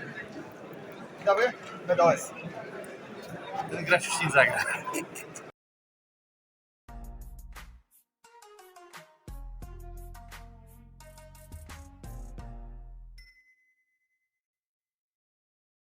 Cześć, witam. I wracamy po premierze filmu z Mistrzostw Polski. Gorące podziękowania zarówno dla Prospera, wszystkich operatorów kamery oraz dla Konrada, który podjął się tej heroicznej pracy i przez ostatnie parę dni ciął i kleił i zmontował ten 30-minutowy filmik, który mieliśmy przed chwilą okazję obejrzeć. No i co? Tak. Przejdziemy do Było tego, bardzo co się... dobrze. Nie fanatycy Paupera mieli jakoś szansę też zrozumieć ten filmik, tak. Bardzo dobra robota, Konrad. Dziękujemy Ci. I co, przejdziemy do tego, co na Mistrzostwach Polski. W międzyczasie tylko przypomnę, że stream jest family friendly, więc zachowajcie proszę na czacie też odpowiedni język. Metagame. Trochę inny od tego, co widzieliśmy na Gedonie. Ale Na podobny. szczycie- Podobny. Na szczycie mamy Kuldotę i to dość mocno wysuwającą się na prowadzenie przed drugą Grixis Affinity, aż 17 sztuk, więc około 15% mety na te 107 deków, które było. Dalej mamy Grixis Affinity, Rakdosbern też znalazł się w top 5 na Paupergedonie i tu pierwsze zaskoczenie Mono Terror, który był dopiero 6 na samym Gedonie. Jak widać w Polsce mamy więcej fanów grania niebieskimi dekami. Może to efekt skóry? Możliwe, chociaż tutaj raczej efekt skóry jest taki, że bardzo promuje wróżki, tak?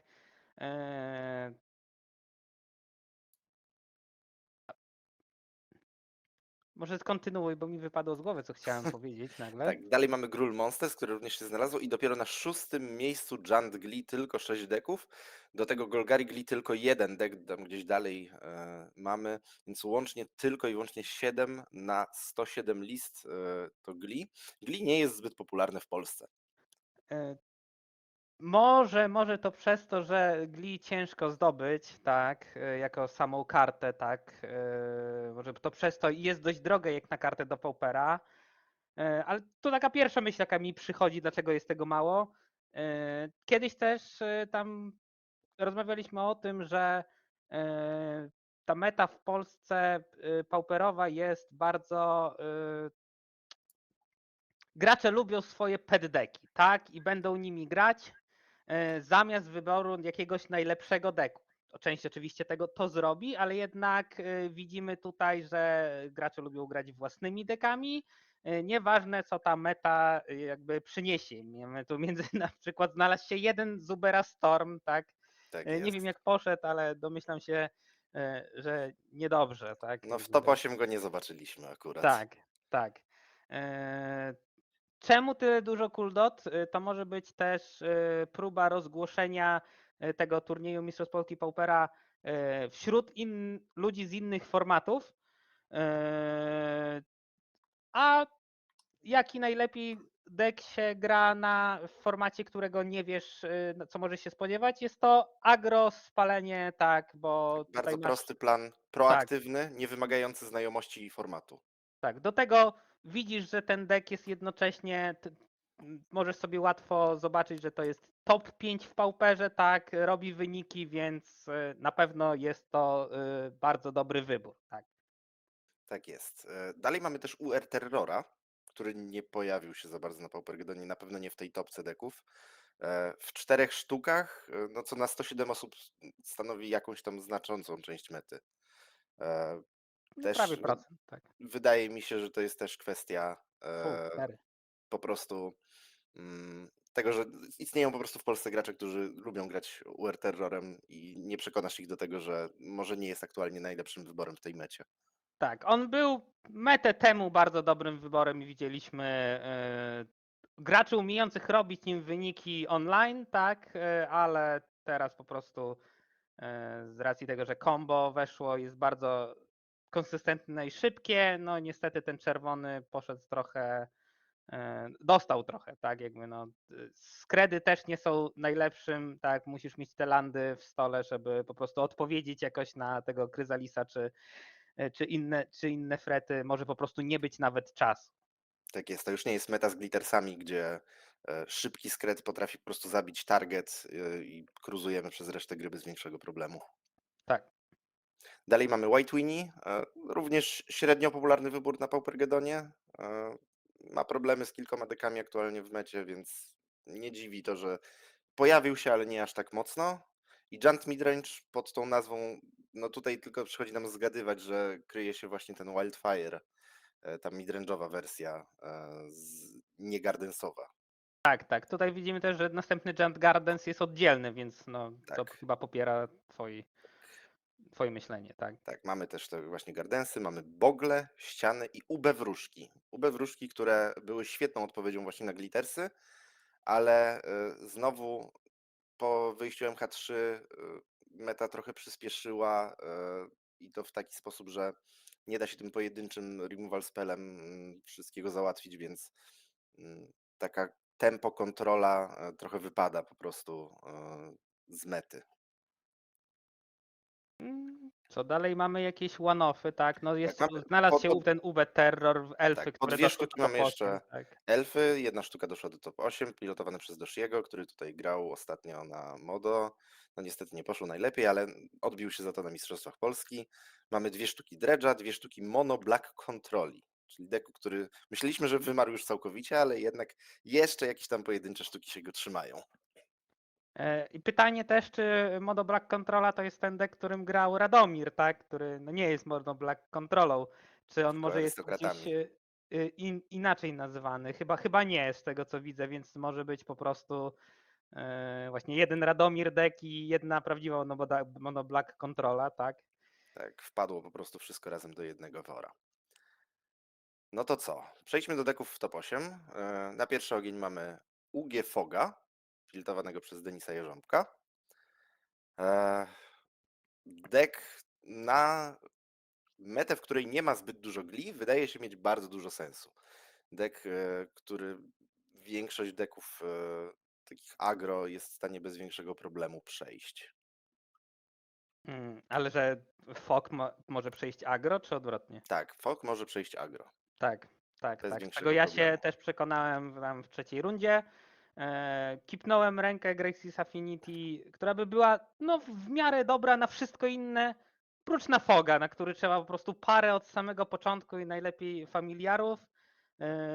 Plus, no też zupełnie się nie spodziewałem tego deku, nie miałem nic na niego, co najwyżej 2 duresy i no, trzeba też dość dobrze dobierać, żeby jakoś tą presję od początku zrobić, także Tak jest. nie wiem, tutaj pewnie Denis powinien się lepiej wypowiedzieć. Tak jak mówiłeś, no ciężko mi sobie wyobrazić, tego się go nie spodziewałem, że w mecie z Glee taki deck nie powinien trochę jakby istnieć, tak? No bo Glee na Glee nie działają fogi, więc Tak, no tutaj specyfika tej naszej właśnie polskiej mety, tego, że nie ma aż tak wielu graczy Glee. tak, tutaj zaplusowało, tak. Tak, no w deckliście mamy dosyć standardowo, że tak powiem, paczkę fogową, czyli no 3 fogi, 2 tangle, 4 moment spisy widzę. Niestety tutaj nie mamy pogrupowane, bo tam instant sorcery, więc będziemy tak wybierać ciekawsze rzeczy. Deck trochę mydło i powidło, jest trochę drawu, tak, w postaci Frantic Inventory, Znaczy czy draw jest Disordinate akurat Reverse. bardzo dużo. Tak, no Deep Analysis mamy Lorien, mamy kontry, dosyć specyficzne kontry, tak 4 sztuki Arcane Denial, które pomaga nam w dobraniu kolejnych fogów i częściowo w przemieleniu przeciwnika, bowiem głównym winconem tego deku jest po prostu przemielenie przeciwnika częściowo naturalnie, a częściowo przez te 2 sztuki Stream of Thought, które tutaj widzimy. Tak. W sideboardzie mamy Graveyard Hate w postaci Bojuka Boga, którego można zagrać nawet na instant speedzie dzięki Growth Spiral, który mamy w mainie. Mamy Radiant Fountain jako dodatkowy land gainujący życie na agrodeki. Można go zbonsować przy pomocy Simic Growth Chamber i po prostu zagrać jeszcze raz po kolejne 2 życia. Mamy 4 dispele, Counter Spell Wars, najczęściej pewnie Mono Terror, przydatne też na jakieś inne spalary typu Kuldota, gdzie jest sporo tego instant speed palenia. 3 hydroblasty, znowu dość standardowo na wszystko co czerwone. 2 reliki jako dodatek do pojedynczej bodżuki. 2 Fairy Macabre. Tak, i 2 Fairy Macabre, czyli mamy łącznie w sideboardzie 5 sztuk. Ja powiem tak, jakby, bo Denis jak zagrał na mnie, to nie był zadowolony, bo pamiętał mnie z poprzedniego Paprykarza Commona, tak, gdzie grałem z Cycling Stormem i tutaj chyba, nie pamiętam jak to wtedy było, ale wygrałem z nim, więc domyślam się, że po tej grze jakoś może na mnie się sajdował, bo wiedział, że też gdzieś Cycling Storm krąży w mecie, szczególnie, że na poprzednim Commonie było ich 5 sztuk, także Tak, to mógł być jakby- metacall związany z tym, co zobaczył właśnie na ostatnim Commonie. No tutaj było trochę mniej tych deków grających Grave'em, no ale jeżeli są jakieś deki, które mocno sprawiają problem Fogowi, to będzie to właśnie na przykład Dredge czy Cycling Storm. No to może się spodziewał go właśnie innym deckiem, tak, MTG Lenin, tak. Ale pewnie miał gdzieś w głowie, że te Cycling Stormy krążą plus Dredge, tak, który też ten fog omija. I da się radę przebić przez te wszystkie Weather the Stormy, które by rzucił. Tak. Tak jest. Mamy jeszcze jedną sztukę Keep Watch, czyli trzyma na instant draw a card for each attacking creature. Szczerze mówiąc nie rozumiem do końca wyboru, dlaczego to jest w sideboardzie. Tak. Rozumiem, że to jest ani na ja. agrodeki, natomiast nie do końca jestem przekonany, że to jest karta z sideboardu, którą chcesz wyciągać na agrodek, gdzie tak naprawdę chcesz się wybronić w early game'ie, a od tego mid-late game'u powinieneś już mieć na tyle przewagę, że nie potrzebujesz więcej draw. Nie mam nic do dodania, jakby nie rozumiem wyboru również. Być może z doświadczenia gracza wynika, że jednak potrzeba trochę więcej, żeby dobrać tych więcej fogów. I dodatkowa też sztuka Deep Analysis. Tutaj strzelam, że to pewnie bardziej na grindy matchupy, żeby dobrać jeszcze więcej kart. Albo na deki, gdzie ten fog nie jest potrzebny i po prostu wyjmujesz wszystko za te fogi i wsadzasz no, wszystko, co możesz, plus więcej drawu, tak. Tak jest. To na pewno ma wtedy trochę więcej sensu niż fogowanie powietrza. Dokładnie. Dalej mamy elfy, pilotowane przez Pawła Ostrowskiego, czyli Doshiego. Na modo nie poszło, tutaj mamy top 8, bardzo solidny wynik. Lista dosyć standardowa teraz. Głównym winconem oczywiście jest Timberwatch Elf oraz Nyxborn Hydra, żeby stworzyć po prostu dużego elfa, który się przepcha za 10-20. Tak, Doshi się chyba chwalił, że tam trafił tylko na jedną Grixis Affinity, więc tam ładnie ominął i dostał się do top 8, tak. Zawsze Więc potrzeba trochę farta. gratulujemy. Tak, tak, no tak się gra w Magic. Tak jest. Samym fartem się oczywiście nie wygra, ale trzeba mu pomóc, ale na takich turniejach, gdzie jedna przegrana może oznaczać po prostu koniec, no to trzeba trochę tego farta jednak mieć. Tutaj Doshi pisze, że niestandardowe 3 elity. Chciałem powiedzieć, że nie wiem co to za karta, ale chyba już wiem, to jest ten elf nowy, znaczy nowy w pauperze, który jak wchodzi, to wstawia Toxa 1-1, jeżeli jest elfem. Jeżeli mówi, że się przydały, Tak. to okej. Jest to dokładnie to. Za jedną bлекą, jedną zieloną 2-2 na ETB. Jeżeli kontrolujesz innego elfa, wstawia elfa 1-1. W sideboardzie mamy 2 Essence Wardeny, no to Jeszcze więcej leczenia, bo Well-Wisherki to za tak, mało. tak. Well-Wishery to za mało, bo giną, bo nie mają haste'a, tak jakby, więc Tak a jest. tutaj za wszystkie kreatury dostajemy to życie. W tym oponenta, to ważne Tak, bardzo. tak. Jedna sztuka Gorilla Szamana, tylko jedna. No mamy opcję wyciągania oczywiście, mamy Lead the Stampede i mamy Winding Way. Natomiast granie tylko i wyłącznie jedną sztuką, Możliwe, że to przez to, że są już 3 Mask Vandale w mainie, które te najważniejsze frety jakby już zabijają, tak? A ten jeden Gorilla Shaman jest na to, żeby po prostu jak go dobierzesz kiedyś, no to dobra, mamy 1 000 000 many, to ja ci rozwalę wszystko co mogę i tyle, tak? Jakby ten kolejny nie jest potrzebny, tak? Więc tak, no, no, tutaj Hamadoshi pisze, że Gorilla Shaman jest głównie na Madnessa, no rozumiem, że utrudnianie Madnessowi poprzez niszczenie Bloodów jest bardzo ważne, tak? No, tak. znam playe, tak, ale nie wiedziałem, że to jest aż tak jakby ważne, jeżeli chodzi. Że ten Madness jest aż takim No jest deckiem, na dosyć który dużym musicie problemem, brać. tak. Tak, tak. Ma też trochę palenia, więc elfy mogą nie przeżywać. Mamy 3 Hallowy jako kontra na palenie. Przede wszystkim pewnie Breath Weapon.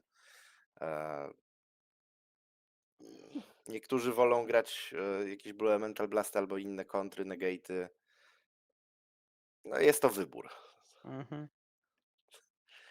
Vines of Vastwood zarówno jako odpowiedź na removal, jak i odpowiedź na Glee. Zawsze bardzo dobre, ponieważ daje niech Exproofa Shrouda, więc targetując kreaturę oponenta, on sam też nie będzie mógł zresolvować niczego, co ją targetuje. Do tego dodatkowy Masked Vandal, już 4 będzie do tych 3 w mainie. 4 Mesmeric Findy, solidny wybór na wyciąganie kart z ręki oponenta, Tak. głównie przez to, że mamy te 4 Winding Way i tego jednego Lead the Stampede, które wyciągają nam po prostu kreatury. I 2 Coalition Norgardów przeciwko Glee, przeciwko removalom oponenta, na pewno zawsze dobre. Przeciwko Gate'om. Przeciwko Gate'om, tak. Chociaż te się nie pojawiły w zbyt wielu sztukach. Ale też przeciwko, wydaje mi się, że też przeciwko Mirrorowi, tak? Jakby na te. Tak, Timberwatch A Elf Timberwatch oponenta Wolf'e tak też przyjmuje, musi tak? stargetować Coalition on Norgarda. Nie może targetować po prostu swoich kreatur. Tak, Więc też z chociaż nie całą wiem pewnością. jak bardzo częsty to play, że chcemy, że to ma sens, tak jakby, ale no też pewnie można wsadzić. Tak jest. Dalej mamy Kuldota, czyli top 1 deck wśród popularności na turnieju. Jakaś się dostała, tak? Tak jest.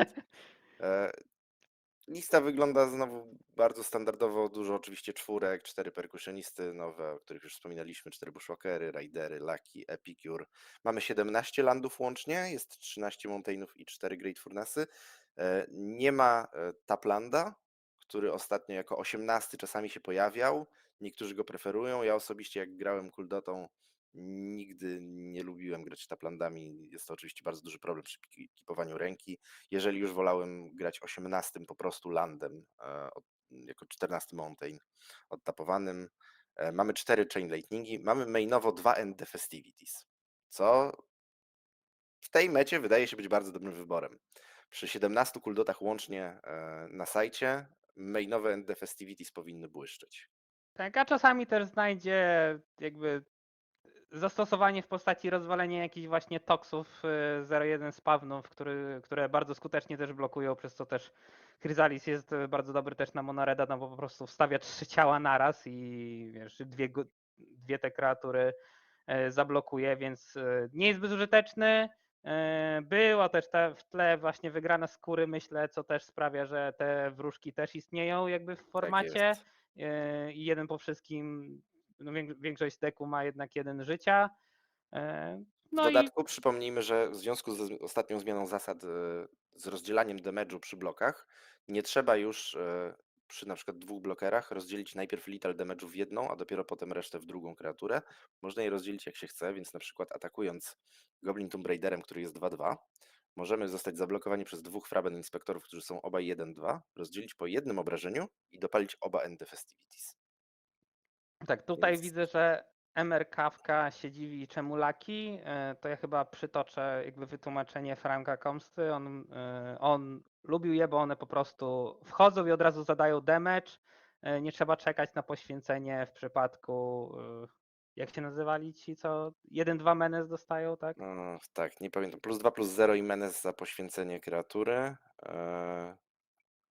Tak, więc to jest jego No to uzasadnienie. Widzę tego sensu uzasadnienia. Blast Runner, Goblin Blast Runner. O, tak się właśnie. nazywał. Plus zawsze można poświęcić, dobrać kartę, poszukać się po coś bardziej Tak jest. użytecznego. 4 synty, 4 galwaniki, 4 kuldoty, namesake kart oczywiście, 4 bolty, no i ten One of Fire Blast, który często potrafi po prostu zadać te ostatnie 4 obrażenia.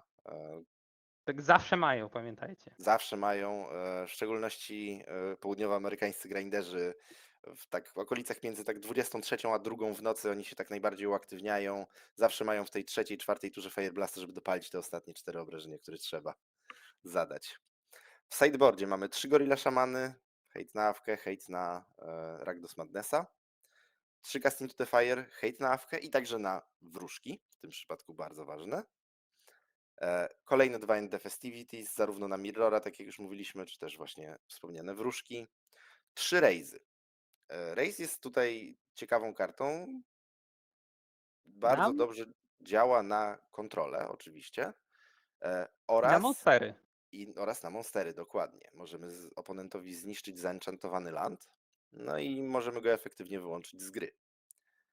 Chyba też słyszałem, że na Bogle jakoś też działa w porządku, ale to tak. To wiadomo, nie ma tego Jeżeli za dużo early w game mecie, puścimy w landa, który został zaenchantowany przez Abundant Growth, no to teoretycznie możemy odciąć Bogle od jakiegoś tam źródła many, plus pomniejszamy trochę Ancestral Mask i Ethereal Armor. Robi to sens. Tak jest. Mamy 4 Red Elemental Blasty na wszystko co niebieskie. Zawsze bardzo dobre. Dosyć standardowa lista. Zawsze działa. Tak. Jak widać, Tak. znalazła się w top 8. Kuldota zawsze ma w mainie jest praktycznie taki sam, oprócz tych ma 3 flex sloty, tak, tutaj zajęte przez te właśnie 2 Festivities, tak, i Fire Blasta, tak, one Tak się jest. różnią w zależności tak naprawdę co Czasami gra, jest a to reszta Goblin jest Grenade, tak ostatnio sama. też popularny przez to, że jest więcej tych goblinów. No to wymaga. Czasami więcej artefaktów, tak. Tak, to wymaga tam dodatkowego jakiegoś przygotowania deku, ale zasadniczo core się nie różni za bardzo. Dalej mamy Wall Combo, pilotowane przez Tymoteusza Nowaka. I to jest chyba najciekawsza lista, jaką przyjdzie nam dzisiaj omawiać. Bo mamy Wall Combo z tyloma, jakby, no nie powiem dziwnymi, ale z takimi one-offami, które potrafią być zaskakujące. Mamy Ulamox Crashery 2 sztuki, jako plan na beatdown. Mamy 2 Muldriftery, jako plan na, I guess, draw plus Na może więcej jakiś drawu beatdown? plus latanie, tak, nie wiem. Tak. Nie 4, a 3 Jaspera Sentinel. No powiedzmy, że pojedynczy Fritz from the Real czy jakiś Galvanic Alchemist, no to jest standardowa po prostu paczka do komba. Ale no takie karty jak podwójny Muldrifter są niespotykane i tak jak ostatnio były rozmowy na Pauper Polska, no Tymoteusz zaskoczył wszystkich chyba. Tak, tak. On chyba mówił, że ten deck po prostu jest wypracowany przez niego od dłuższego czasu, on go modyfikował bardziej, mniej i po prostu ostatnia wersja wygląda w ten sposób, więc no lista robiona na jego doświadczeniu, jak widać, dała sobie radę, weszła do top 8, gdzie tak naprawdę no może nie było aż tyle Agrixis Affinity, ale no jednak jest bardzo dużo remowalu w lecie, krarki są też w innych jakby dekach, więc ja bym się bał grać takim dekiem po prostu na jakimś większym turnieju z racji tego, że no jest dużo, jest skuteczny mass removal po prostu w dużej ilości metadeków. Tak jest. Więc no wow. Jakby ja z jednej strony trochę szanuję, ale z drugiej też trochę się boję, że takie deki jakby potrafią zaistnieć tak znikąd po prostu, tak zupełnie znikąd. Znaczy, też nie zapominajmy, że tak naprawdę ten deck jest bardzo też skutecznym combo, tak, które i bardzo szybkim reliable? Nie umiem Reliable. wymawiać, ale tak, Reliable. więc jakby Niezawodne dalej to jest bardzo dobry deck, po prostu w tej mecie jest bardzo hamowany przez ilość remowalu, tak. Tak. Jako wincon mamy też Balz Invokera zamiast Valakut Invokera. Balz Invoker za 8 mana strzela za 4 w każdego oponenta, podczas gdy Valakut Invoker za 8 mana strzela za 3 w kreaturę lub gracza. E, Może to mało. Przychodzi mi na myśl tylko jedno rozwiązanie, że to miało znaczenie przy tym, że ten jeden damage'a, że często nie wygrywał jednak przez te combo i ten jeden damage'a przy 8 many miał znaczenie, tak? No bo klok Natomiast się tutaj też myślę, że bardzo zmniejszył o ważne jest to, 25%, tak? No. żeby dodać, że Balz Invoker jest 4-2, podczas gdy Valakut Invoker jest 2-3. Więc teoretycznie to też przyczynia się jakoś do tego beatdown planu, choć ginie od większej liczby removalu. Tak, tak. W sideboardzie mamy pojedynczy Blue Elemental Blast. Nie mamy za bardzo jak wyszukiwać kart, z tego co widzę. Przynajmniej nie mamy jak wyszukiwać instantów, nie mamy tutaj żadnego Mystical Teaching czy coś takiego, więc zaskakuje mnie trochę wybór, że tylko jedną sztukę. Ale powiedzmy, że jest to jakieś tam uzupełnienie tej paczki counterspellowej razem z 2 dispelami i jednym Red Elemental Blastem. Tak, no znaczy sideboard już na początku wygląda jakby był trochę taki z Legacy, to jest te wszystkie te one-offy, two-offy, tak jakby można było łatwo to znaleźć. No ja tu widzę, tak jak mówisz, no, 2 Muldriftery pomagają dobrać ten sideboard, ale cóż, tutaj nie jestem w stanie się wypowiedzieć, tak? Tak, jest dużo one-offów. Mamy pojedynczego Breath Weapona, który no, zabija nam też trochę rzeczy. No może nie takie kluczowe pisy comba jak Axebane Guardian, ale no Ale coś zabija, oroczni, no. tak, Muldriftery wspomniane wcześniej nam zabija, Kuriony. Quiriony, więc też bardzo ciekawy wybór. No, niestety nie miałem okazji porozmawiać z Tymkiem, czy skorzystał i jak bardzo mu się to faktycznie przydało. Na pewno jest to zaskakujące. Mamy dalej 2 Gorilla Szamany. No to standardowe, ale tak. następna karta 2 Nature's Claimy, czyli za 1 many zniszcz artefakt i przeciwnik dostaje 4 życia, tak? Tak jest. Zaskakujący wybór. No, żeby nie powiedzieć, no to nie ja doszedłem tym deckiem do top 8, tak? Ale mi się na pierwszy rzut oka rzucają lepsze removale dla tego deku i to jeszcze w kreaturach, więc łatwo je po prostu jakoś Tak, z łatwiej je czyjś rzeczy. znaleźć z Tak, jakiegoś Winding Way'a. tak, ale cóż, nie ja doszedłem do top 8, no tak skończę. Mamy jedną sztukę Pulse of Murasa. Potrafi wyciągnąć ten kluczowy pis komba z grobu, jeżeli został zabity. Plus te dodatkowe 6 życia na pewno jest niebagatelne na jakieś agromeczapy. 2 Scattershot Archery. Przygotowany wzorcowo na monowróżki. Na wróżki, tak. No, na monowróżki bardzo potężna karta. No, w innych matchupach nie jest zbyt przydatne. Na White Winnie może trochę. Jak ci się uda zagrać 2, to zabija też kreatury latające 2 w plecach, tak, ale... No, Core Skyfisher ma 3, powiedzmy, że tylko te bird tokeny, to jest jedyny taki sensowniejszy target. I Glinthawk, jeżeli grają. No tak. Mamy 2 Tormod skrypty. No, powiedziałbym, że dosyć standardowy hejt na grup, choć zaskakuje, chociaż może nie zaskakuje. Relic egziluje też nasz grup, Tormod skrypt, z tego co pamiętam, egziluje tylko oponenta grup, czy egziluje Tak, oba? tak, target group za 0 many. Tak jest, Tak jest. więc pomaga nam to trochę, że jeżeli byśmy chcieli faktycznie coś z powrotem wyciągnąć za pomocą Pulse of Murasa. Nie redrawuje, no ale mamy inne opcje generowania kart Advantage. Tak. I pojedynczy Weather the Storm. Zakładam, że też jako dopełnienie razem z tym Pulse of Murasa paczki trochę life gainu na jakieś agresywniejsze matchupy. Bardzo ciekawa lista.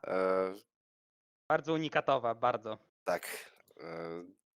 To lista w Dziwna. stylu jestem odcięty od internetu i od tych wszystkich wiesz, widoków na to, Tak. co jest grane w mecie, złożę se sam te wole, wiem jak działa, ale te karty z doświadczenia mi podpasują jak najlepiej, więc Ale myślę, że też fakt tego, że taka lista znalazła się w top 8 pokazuje, że jednak skill gracza ma duże znaczenie, a nie tylko to, czy decklista wygrywa teoretyczny matchup, czy nie. święte słowa. Dalej mamy proboszcza, Karol Guzy, Jant Gli, nie Zwycięzcą Awka, poprzedniego Commona, tak. tak, nie Awka tym razem. Tym razem mamy Gli combo, też z jednym ufem w mainie, co jest myślę ciekawe. 4 Broodscale, tylko 1 Nightblade. Patrzę, czy mamy jeszcze Makeshift Munitions jedno, więc mamy 2 sztuki Winconu z Infinite Comba. Znowu 3 Tamiyo Safekeeping, 3 Duresy, więc klasyczna paczka, 6 sztuk ochrony comba. No i reszta deku powiedziałbym, że Jestem ciekaw, czy możesz wypowiedzieć się jego proboszcz na czacie. jeżeli jeszcze jesteś, tak. Czy to jest ta lista, To którą jest chyba dokładnie omawialiśmy? lista Piraczniego. Tak, z Paupergedonu, tak? I to jest chyba po prostu wybrał Wygląda chyba dokładnie tak samo. To jest chyba 1 do 1 lista Piraczniego. Tak, więc czy się bardziej zastanawiałeś, czy po prostu listę wziąłeś właśnie z Paupergedona?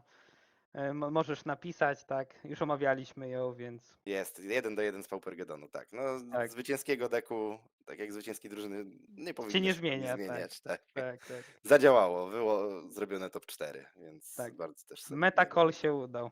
Dokładnie. Dalej mamy Chmiela. No i czym może grać Chmielu? No oczywiście Kuldotą.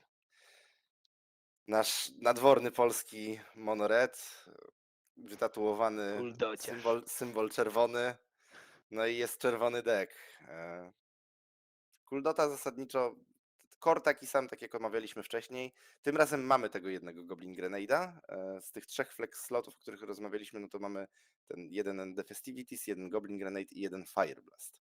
I Co ciekawe, 18 landów jeszcze. tak, ze co zmian, ciekawe, tak. właśnie. Chmielu gra 3 Chain Lightningi, nie 4, ale za to gra 18 landów, 14 Mountainów i 4 Great Furnace'y.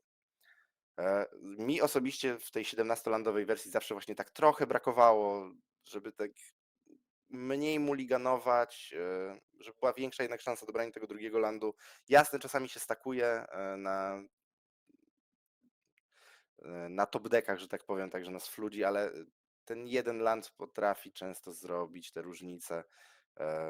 Wydaje mi się, że tutaj sukces obu wersji tego deku, taki w top 8 wersja 17-landowa i w top 4 wersja 18-landowa, no, pokazuje, że no jeszcze mamy co odkrywać i jeszcze to nie jest tak rozwiązane. Prawdopodobnie gdyby się dało, to grałoby się 17,5 landa czy coś takiego. Odpowiadając na pytanie Kawki, tak. Implementu się nie gra, bo weszły małpy. Gra się właśnie może jako 9. artefakt, który dobiera właśnie w tych 3 flex slotach. Tak. Tak, mamy 4 Clockwork Percussionistów, którzy po prostu atakują, robią lepiej niż implement, tak. W sideboardzie mamy, no bardzo podobnie, mamy 2 Gorilla Szamany, nie 3, ale mamy za to 4 Casting to the Fire, więc łącznie tego hejtu na artefakty jest 6 sztuk. Plus na wróżki, tak. Tak, plus no ewentualnie to na wróżki. sam Mamy artefakt. Electrikery jako hejt na wróżki. Tak, pamiętam, że Skóra pisał, że jak ktoś włoży Electrikery specjalnie na niego, to jest na listę wpisywany, także czekam na walkę, ale w sumie była już, tak? No bo co, finał był grany, tak? Więc No, finał był Skóra grał z Kubą A nie, z Pająkiem. Chmielem, tak. Tak, Fu, więc fu, fu. Chmielu nie miał okazji Tak, w tak, topce tak, tak. spotkać ze Tak, skórą. tak. Czyli Mamy, czekamy na walkę tak ustaloną. tak Możecie jest. podsuwać miejsce i będziemy tam. Może jakiś Magic Boxing, coś takiego wymyślimy Tak, jakoś. tak. Zrobimy streama. No. To inwestujemy w mikrofon z Prospera. Ach, czyli zagraliście, rozumiem, że graliście w Swissie i zremisowaliście. O, to ciekawe. Kuldota i wróżki remis. Niespotykane. A chyba pamiętam tą grę. Oni tak siedzieli i po prostu chyba dobierali same landy w pewnym momencie. Było land go. I została ich Coś tu się terminacja. obija, tak. No cóż, 3 peroblasty na wszelkie mono U deki, tudzież UX deki, w tym wróżki. Więc mamy bardzo dużo hejtu na wróżki. Łącznie Tak, mamy 10 10 sztuk kart. hejtu na wróżki. Tak. Bardzo dużo. I 3 reliki. Dosyć standardowy hejt na grup, aczkolwiek ja nie jestem przekonany co do tego, że w tej mecie hejt na grup jest aż tak dobry. Tak jak widzieliśmy, Cycling Storma praktycznie nie było, Dredge'a były 2 sztuki, jeżeli dobrze pamiętam. A na z kolei terrory, których mono było faktycznie trochę, ja osobiście nienawidzę kuldotą sajdować Grave Hate'u, wolę mieć po prostu więcej palenia i przyspieszyć clock. Tak. No ale też przyjmijmy to, że no dużo osób miało właśnie tego poprzedniego commona, gdzie dużo było tych deków na grobie, więc to pewnie też było w jakiś sposób tam próba odpowiedzenia na to, na to, co było spodziewane, tak? Tak jest. Jeszcze tak sobie pomyślałem, że pewnie ten remis był przez to, że no właśnie na te wróżki jest aż 10 sztuk, tak? To trzeba coś wyjąć, żeby po prostu Tak. nie, żeby Więc kuldota wsadzić ten wolniej, cały a wróżki nie sideboard, miały tak. czym wygrać. Tak, więc no o to Po chodzi. prostu. No dobrze. Mamy pierwszego finalistę, czyli Kuba Pająk. Kuba grał tym razem nie Famsami, jak to zwykle ma w zwyczaju, tylko Grixis Affinity.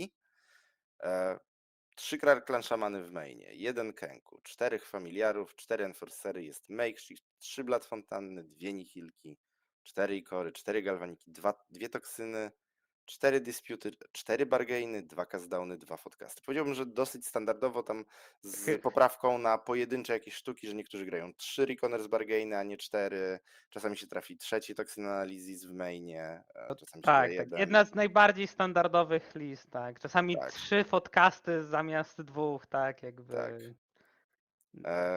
Natomiast Chyba najbardziej najpopularniejsza wersja po prostu tak, Grixis Affinity. Jaka jest? dokładnie. W sideboardzie mamy 3 Hydro. Oczywiście Monored, pomimo tego, że posiadamy jakiś tam live gain w postaci na przykład Bargaina, I tak potrafi potrafi być być za szybko. problem, Tak, więc tak.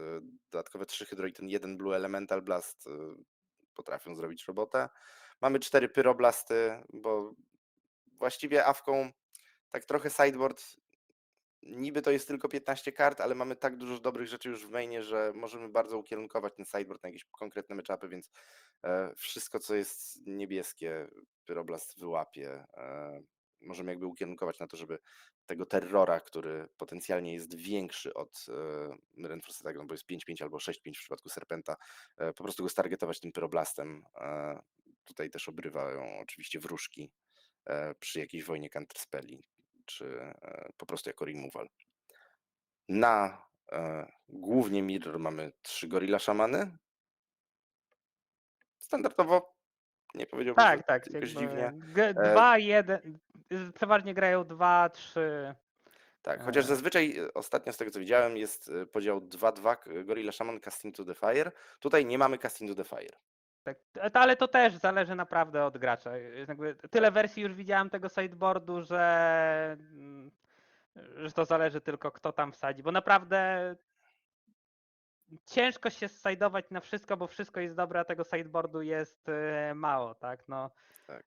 zagramy 3 Gorilla Szamany, to będziemy w jakiś pewnie procencie mieli lepiej niż jakbyśmy mieli wtedy Casting to the Fire, tak? Więc Mamy 2 Breath Weapony. Wszystko co się rusza. Wszystko tak, co jest odpowiedź na Mono White'a i na wróżki, tak, bo te deki śmiechem żartem jakby są ciężkie dla Grixis Grixis. Powiedziałbym, że to są bardzo skillowe matchupy. Też. W szczególności na Ale wróżki.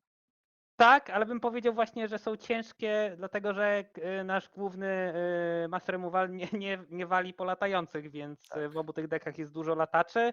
My mamy swoich 4 plus Kenku, ale to po prostu potrafi być za mało i często nie mamy Tak, w jak się szczególności, że bronić. familiary w najlepszym wypadku się skracają z latakami oponenta, Tak. a w najgorszym czam blokują. Core Skyfisher na przykład w przypadku Mono White'a. Pojedynczy Castdown i jeden Candy Grapple, które bym sparował jako taką paczkę bardziej bezwarunkorowego removalu. Candy Grapple oczywiście przy bargainie to jest -5, -5, co praktycznie w pauperze zabija wszystko. Niewiele jest kreatur, a na pewno nie w mecie kreatur, które... Nie zabija Enta chyba z tych takich Tak, ważniejszych. z takich ważniejszych nie zabija Enta. Trolla i inne wszystkie Tak, no te... nie zabija Altizaura, ale Ulamog resztę zabija. Clashera, jak Natomiast to, co widzieliśmy. najważniejsze, to, że zabija ożywionego, niezniszczalnego landa z Kenku. Tak, Ponieważ- tak. I to pewnie główny powód, dlaczego się gra tym Candy Grapple. No bo to na większość deków robi to samo co Castdown, a czasami potrafi cię uratować no właśnie w wojnie Kenku, która się często zdarza w Mirror Grixis Affinity, gdzie to po prostu wszystko inne zabijacie, a tutaj kto więcej wyciągnie tych Kenku z grobu za pomocą fontanny, ten wygra, tak? No to. Tak, to też zdarza się, że do tego się sprowadza meczapawki. Tutaj Franek podpowiada, że też nie zabija dużego Kryzalisa. No, trzeba mieć trochę Eldrazi spawnów, natomiast zabija Kryzalisa, który sam wejdzie i odpowiedzenie poświęceniem tych 2 Eldrazi spawnów nie pomoże, jeżeli zbargainujemy oczywiście. No i co? Mistrz, skóra, monoblu wróżki. Lista odrobinkę się różni od tej listy, którą zaprezentował na Gedonie. Tak, widzę, że tutaj dwa Snare Master Sprite'y Tak, w są zamian w mainie zamiast za... 4, są 2 dispele w mainie. Okej. A rzeczywiście. Rozumiem, że to miała być odpowiedź na removal. Skóra ewidentnie mniej się troszeczkę bał tych dużych blokerów. Po tym, co zobaczyliśmy, w szczególności mniej tego Junt Glee, które jak matchup sprowadza się już, w sensie jak mecz się sprowadza już do late game'owego próbowania przeciskania damage'a przez Kryzalisa, no to tutaj nie było ich zbyt dużo i nie ma potrzeby aż tylu Snare Master Sprite'ów. Tutaj Skóra mówi, że Dispel jest na Dispute Gaming, czyli denying instant speed draw. Widzę sens tego. Tak jak Skóra mówił, że ten deck potrafi właśnie te podstawy Paupera zaburzyć, tak? Czyli gdy inne deki dopiero się rozkręcają tam w trzeciej turę, czyli Tapland, Ihor, jeden z popularniejszych play, to ty masz tutaj już i presję, i to, żeby ochronić, więc widzę sens. Dużo deków właśnie się opiera na to, że dobra, nie zabije mnie do tej trzeciej, czwartej tury, a ja potem dobiorę milion kart i go tego, no to Skóra mówi, no nie dobierzesz tak za pomocą 4 różnych smaków, tak, counterspelli, czy to tańszych, czy to droższych, także widzę tego sens jak najbardziej. Pewnie pomaga właśnie. Nie pozwalamy oponentowi przejść do midgame'u. Tak. No i plus, tak jak mówisz, no pomaga w removalach, no bo kontruje wszystkie instanty, jak sama karta mówi, tak? Nie tylko dispute. Sideboard niewielkie zmiany, mamy znowu 4 anule, 1 Steel Sabotage, tak jak omawialiśmy, 2 Hydro, 4 Blue Elemental Blasty, 2 Bind the Monster, o którym też już mówiliśmy dużo, no i jako dopełnienie ten jeden jeszcze Dispel i jeszcze jeden Snare Master Sprite w tych matchupach, których po prostu są potrzebne. Tak. Widać, przygotowany był, lista zmieniona wedle tak naprawdę wygrania, czy dostanie się do top 8, do Paupergedonu, więc jakby no, ufamy, że i widzimy, że wszystko było robione w zamyśle, no bo w końcu Mistrzostwa Polski zostały wygrane przez Skóry i czego mu Tak jest. gratulujemy. Tak. Więc sukces mówi sam za siebie. Zwycięska lista, myślę, że nie będziemy jej zbytnio krytykować. Na pewno wszystko się sprawdziło. Tak, jakby tam niezwyciężony praktycznie run miał Skóra, więc nic dodać, nic ująć.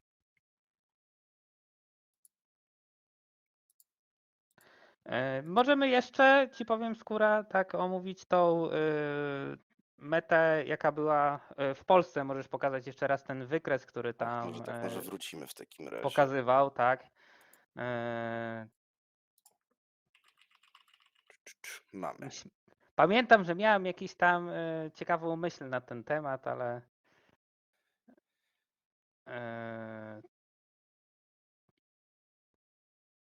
Coś a propos wróżek cały czas? nie a propos wróżek, na przykład te wszystkie Junt Midrange, on dopiero u nas staje się taki popularny. Myślę, że dojdzie do tego, co jest we Włoszech, czyli ten deck jakoś będzie zamieniany, może bił się między Gardensami, tak, a Junt Midrange. Czy coś tu mnie jeszcze zadziwia? Poza Nie, małą nie za ilością bardzo. gli to już chyba omówiliśmy. Tak. No jak widzimy tutaj, ludzie mają swoje pet deki, deki, które chcą jakoś po prostu pokazać na takich wielkich turniejach, czy może czasami spróbować nimi wygrać, nawet jeśli te szanse nie są jakby im sprzyjają, tak. Mieliśmy Trona na przykład, tutaj kolega z Tak, Białegostoku Flicker Tron przyjechał, pojedynczy. tak. Jako na głównym turnieju oczywiście tam zrobił szybki drop, ale już tutaj drugiego poda doszedł do finału, albo tam do top 4. Tak, natomiast tutaj ważne info, ponieważ on doszedł do finału, ale grał na side evencie Boros Syntem. No to pewnie dlatego Wiem, bo zrobił. grałem z nim ten finał.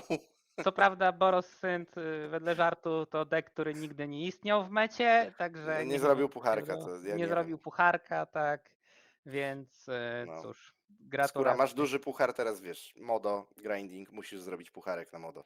Tak, musisz. Bo do tego momentu Pokazać, twoje na co cię monowróżki nie stać, istnieją. Tak jakby to pierwsze miejsce, ta lista, to nie ma jej. Nie ma. Dobra. Myślę, że omówiliśmy już wszystko. Bardzo ci, Czaczo, dziękuję za dzisiaj.